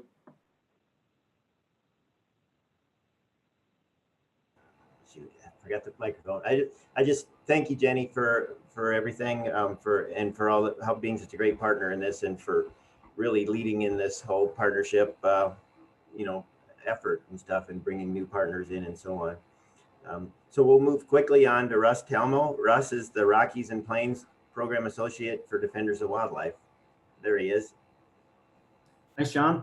Hi, everybody. Russ Telmo. I know many folks here on the meeting today. It's nice to be here, and I'll keep it short. My role at Defenders, I'm responsible for many of our field programs here in the Northern Rockies, and primarily that's implementing human-wildlife conflict mitigation projects. And most of you are familiar with our electric fence incentive program that is on its 11th year now, and much in thanks in part to funding assistance from the IGBC INE subcommittee. And our program dovetailed very nicely into this program with Wildlife Services. And again, credit where credit is due, both for Zach Strong and for John having kind of the vision and the willingness to kind of go out on a limb and put this idea into practice of working together, and this capacity building through adding other groups. And we are, pleased as punch to be part of the group and participating in this program. Just a few other things, I guess, to add is from a Defender standpoint, our program was clicking along nicely, but we work primarily with Montana Fish, Wildlife, and Parks. That's my background, and I'm familiar with all the bear management specialists here. And we do 40 or 50 projects per year, but now partnering with Wildlife Services, we almost double the number of projects that we're able to assist with, whether that's through funding or through manpower on the ground. And that's about the most obvious way I can state the benefit of working together, of these partnerships and this collaborative effort, and just how that's leveraging capacity, this ability to have kind of communal resources that we're all able to draw from and loan back and forth and get more projects done. And I guess the other part being that recognizing that there are situations where one messenger may be more appropriate than another, or basically the ability to get projects done because of what hat you're wearing, and being able to bring your partners along to help with that project. And that has really gone a long way towards getting way more projects done on the ground, which is something that each of the partners is heavily invested in seeing happen. So I can't say enough good things about this program and about all the partners that have played their role in it. And again, a real tip of the cap to John for having the vision for it, and the Wildlife Services staff that I've been working with. Adam and Diamond both have been exemplary in making this project move forward. So would love to see this continue to grow across different states, and I see no reason it can't do that thanks to the success of the pilot program here. So that's all I got. Thank you, Russ. And again, another great partner. Defenders of Wildlife has been great partners with us from the very start. I remember when Russ worked for Fish, Wildlife and Parks, and we worked with them up there on the Northern Rocky Mountain front. So that's been a pretty long relationship. So our next panelist, and last but certainly not least, is Brooke Schifrin. Brooke is the Senior Wildlife Conservation Associate for the Greater Yellowstone Coalition. And Brooke, I'll let you take it off from here. Thanks, John. And for any who aren't familiar, Greater Yellowstone Coalition is an ecosystem-based nonprofit conservation organization, and we work with people to protect the lands, waters, and wildlife of the Greater Yellowstone ecosystem. So I lead our work on Southwest Montana wildlife issues. And it's been mentioned a couple of times, but I just want to drive the point home that Natural Resources Defense Council, Defenders of Wildlife, and John, as Montana State Director for Wildlife Services, really paved the way for the work that I've been lucky to be a part of. Those folks really did venture into new territory and got creative and demonstrated that this kind of partnership is possible. And then also mentioned was the fact that Natural Resources Defense Council and Defenders have played a huge role in securing additional federal dollars for this kind of work. And so that has really allowed an organization like mine, GYC, to come into the picture and support a range riding position in the Gravelly Mountains of Southwest Montana. We're also grateful for the support of Western Landowners Alliance and Vital Ground Foundation in the pilot season last summer. And adequate conflict prevention and response in this landscape in particular is really important to GYC because, as you are all well aware, this area is really a doorstep to connected landscapes between the Greater Yellowstone ecosystem and the Northern Continental Divide ecosystem. Just for a quick bit of background, and I'll try to keep this brief, I wanted to mention the Ruby Valley Strategic Alliance. This is a group comprised of ranchers, county commissioners, and conservation organizations, GYC included. And through this group, GYC has been getting to know ranchers in the Ruby and surrounding area for several years. And we all pretty readily agree that working ranch lands play a really important role in maintaining connected landscapes and providing wildlife habitat. And so that naturally has led to a lot of time spent talking about grizzly bear conflict with folks in that group, as well as their cowhands and then even other livestock producers that use Forest Service allotments in the Gravelly Mountains. And a key theme that we've heard time and again is that working cowhands are stretched to the limit with their baseline responsibilities, let alone also managing cattle in grizzly bear and wolf country. So this idea to approach wildlife services about partnering was really co-created with our ranching partners, and it meshed really well with a need that wildlife services had already identified and had funding to support. John sort of covered what the range riders' work looks like and the benefits of having more eyes on the ground.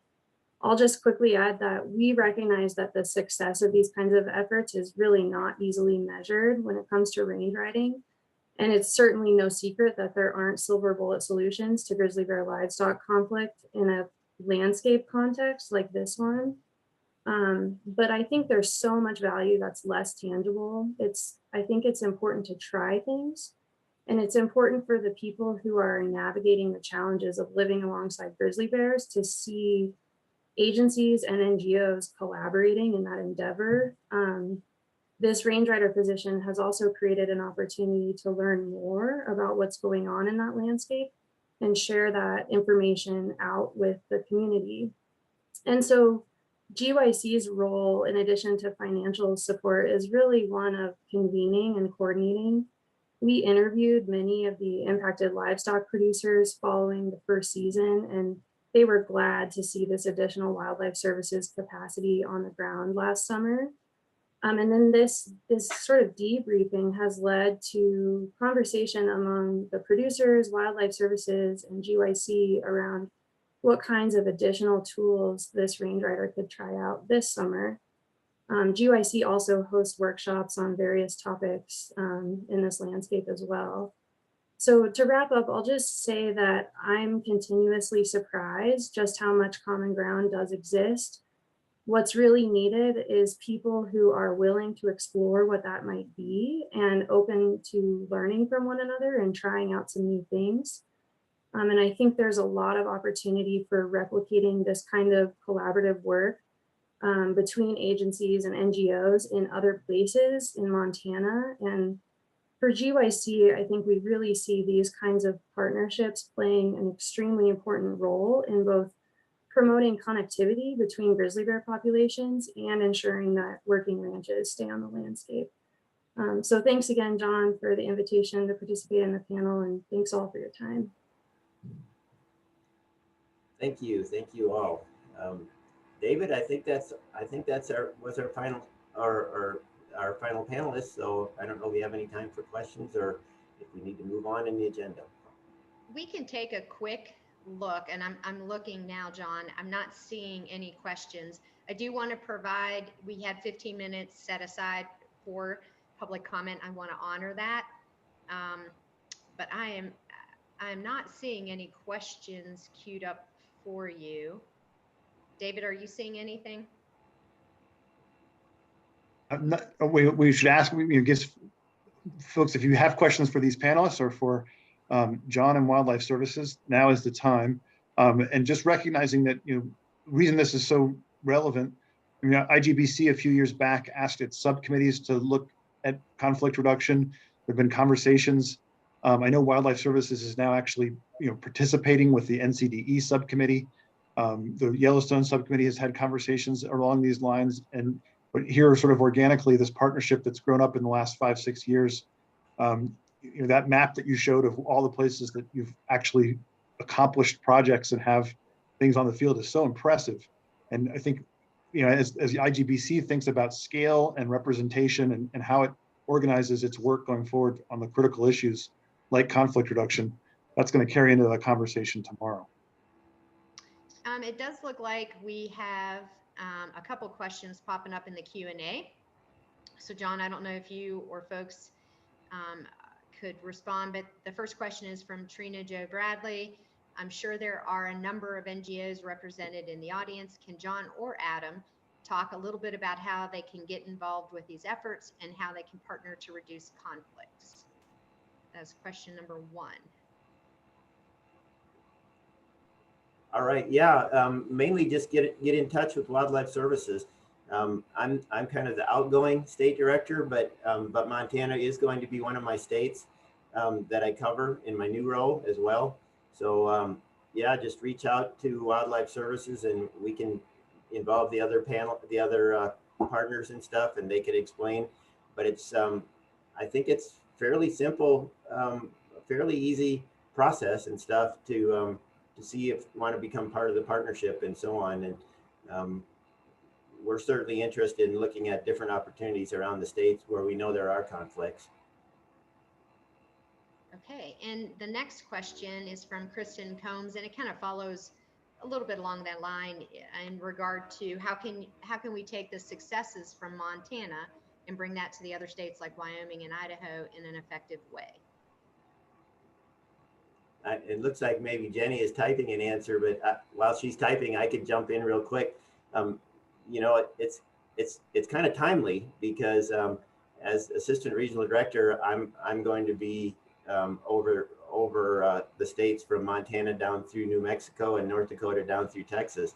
So, you know, and we just hired a new state director down in New Mexico. So, you know, I certainly am very pleased with what's happened here and with the partners here and stuff. And I'd like to see that expand. I know some of the other states are starting. They're a little bit behind Montana, but they are starting. They do have some funding to start, and it's just building this coalition again. That takes a little while, and it takes that trust, you know, time to build that trust and stuff, and kind of see what we could do. But hopefully, you know, I'll be spending some time down in New Mexico with the new state director and stuff, and certainly in Wyoming and stuff too. So yeah, I think it's kind of timely, but it'll just take a little while.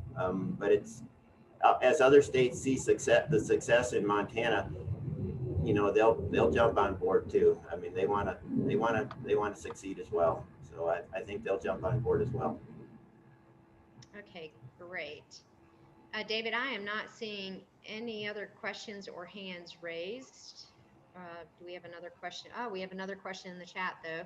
So we'll take this and then we'll move into public comment. But this question is from Vicki Kraft, and it says, in a NPS news release over 5 years ago, they stated that the IGBC would create smaller bear culverts.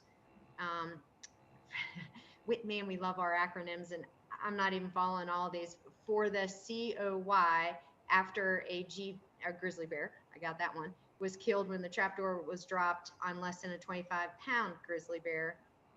Have those smaller culvert traps been created, or is another smaller trap being used?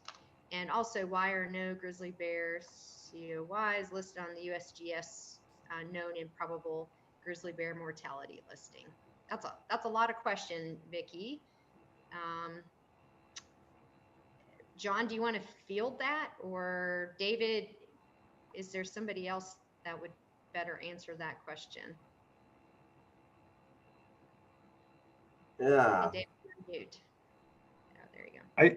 I think that's more of a IGBST question that maybe we hold till the public comment. I don't. Yeah. I may be missing it, but I don't think that's specifically for this panel. I don't think so either. So, okay. John, you may be off the hook on that one, sir. All right. Okay. Well, thank you, and thank all the panel members that joined you today.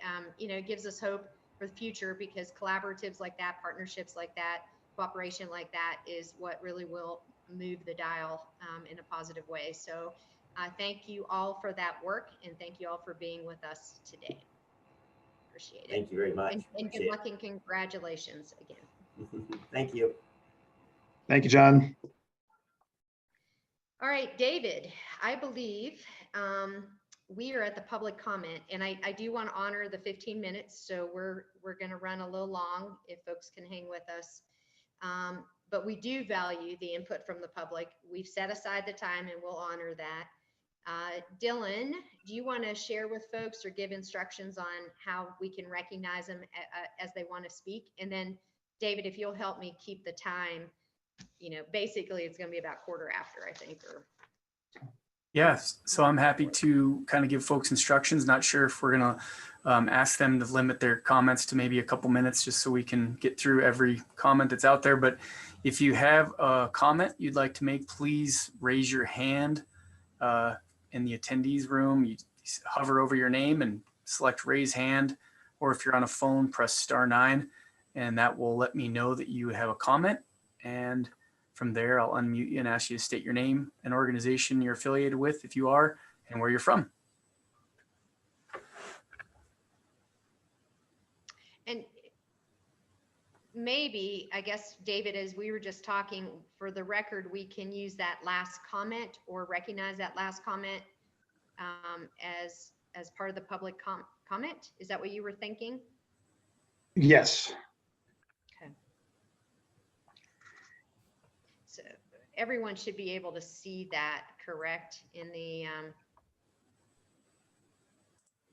I'm not sure, but you did read it, so I think, you know, they were able to hear it.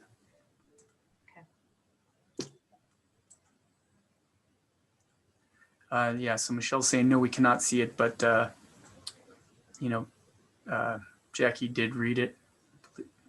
Yeah. So Would you like me to reread it? Yeah, if you could. Okay.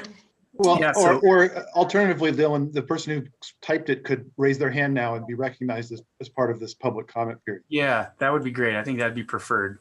So Vicky, if you could raise your hand and then I will unmute you and let you ask your question or make your comment.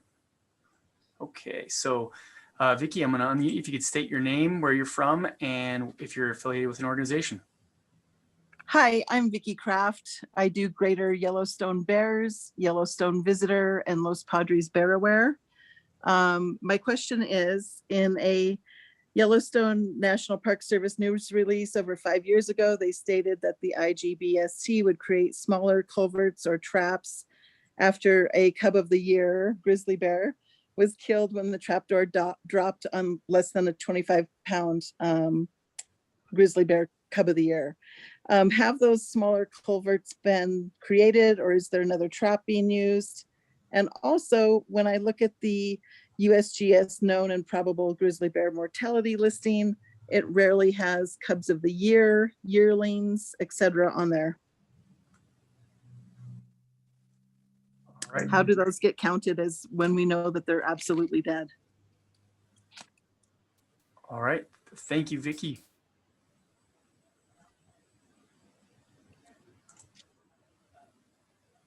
Any other, and I guess, David, normally what we'll do is we'll capture these, and that one is an easy one to capture, and take this in as public comment, but we can certainly circle back with folks as well.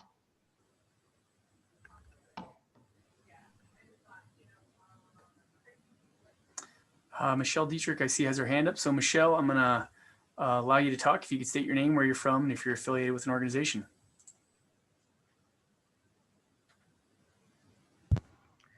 Hi there. My name is Michelle Dietrich, and I live in Hamilton, Montana. I used to be with the Grizzly Bear Advisory Council, but that has been disbanded, but I'm not sure if I still need to say that I'm speaking as an individual, not for that council. Recently, I became the wildlife coordinator for Friends of the Bitterroot. And after I finished with the council, I used my education background, I'm a retired educator, to start creating bear awareness in the Bitterroot area. And it has been really important to me to sit in on the Bitterroot subcommittee meetings. And I think for a large group of the public, there is a lot of interest in grizzly bears for many reasons. And I've benefited greatly from sitting in on the Bitterroot subcommittee meetings and these meetings as well. And I do thank the IGBC for letting us have public comment and for creating kind of a holistic agency-wide across states cooperative effort towards the grizzly bear question. I am concerned about the recent, and Chairwoman Buchanan has already mentioned a letter that was sent. I put a link to that in the chat box just now. But we're really concerned about the closed meeting. It's important, especially for my work, to kind of know what's going on in the Bitterroot from the agencies, so I can piggyback on that to create that education and awareness program. So the letter that I linked in there and that was sent today and that Chairwoman Buchanan mentioned was signed by 25 organizations and scientists. And we are concerned that these meetings need to be open to the public. There were a number of things, including the restructuring of the IGBC, that were talked about during that meeting that would have been very good to for the public to be aware of. So a link to the letter is in the chat box. And in the letter, we're asking the IGBC to acknowledge that the Bitterroot subcommittee being closed was a violation of the Montana open meeting law. And we're hoping that you will respond to our letter and make available the information that happened during that meeting. Once again, I thank you for the opportunity to comment. I thank you for having mostly open meetings for the IGBC and the subcommittees. And thank you for your time and service. Yeah, thank you, Michelle. And we will respond to the letter. And I think we're hoping to be able to even talk. We'll find some time tomorrow to talk through that. But I appreciate everyone being committed and wanting to have that access. So I appreciate your comment.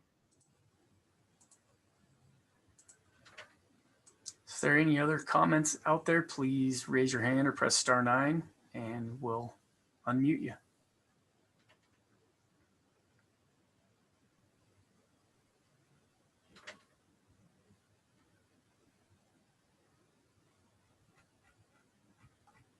I'm not seeing anything, Dylan. We'll give it a minute or two.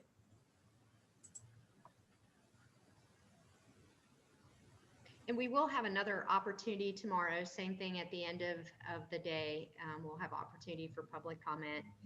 And so encourage everybody to, if you do want us to hear something and put something before us, encourage you to do so.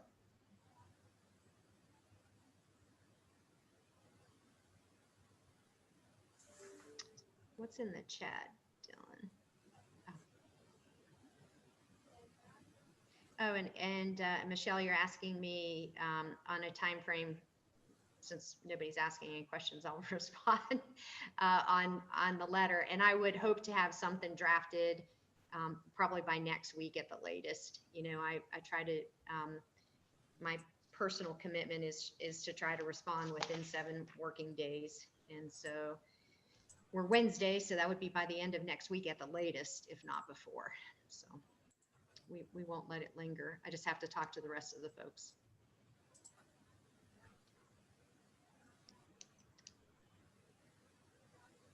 Oh, and you're asking about the time frame for the discussion. We've got to look at the agenda and just see where it can fit in.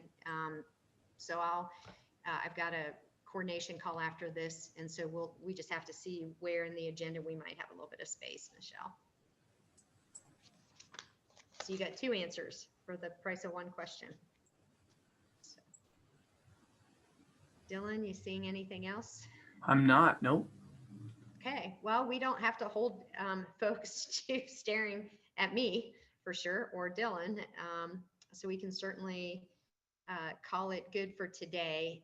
Very much appreciate, all the folks who presented today, everyone that participated, and very much appreciate the public and parties who have a vested interest and care deeply about the grizzly bear and how it will continue on into the future, hopefully in a very healthy, robust way. So appreciate that. I'm excited to be sitting in the chair. It's probably, one of the highlights for me to be able to have that opportunity. So I will endeavor to do my part to do it well as best I can. So please join us tomorrow. We will, I think the agenda has us going from 9 until 12. We will have the public comment at the end again. And just to give you, if you haven't looked at the agenda, we'll do a little introduction summary from today. We have that robust budget committee update discussion that we were doing some work on, and the IE&O update. So both of those are pretty meaty topics. And then IGBC organization discussion. And so we'll have that.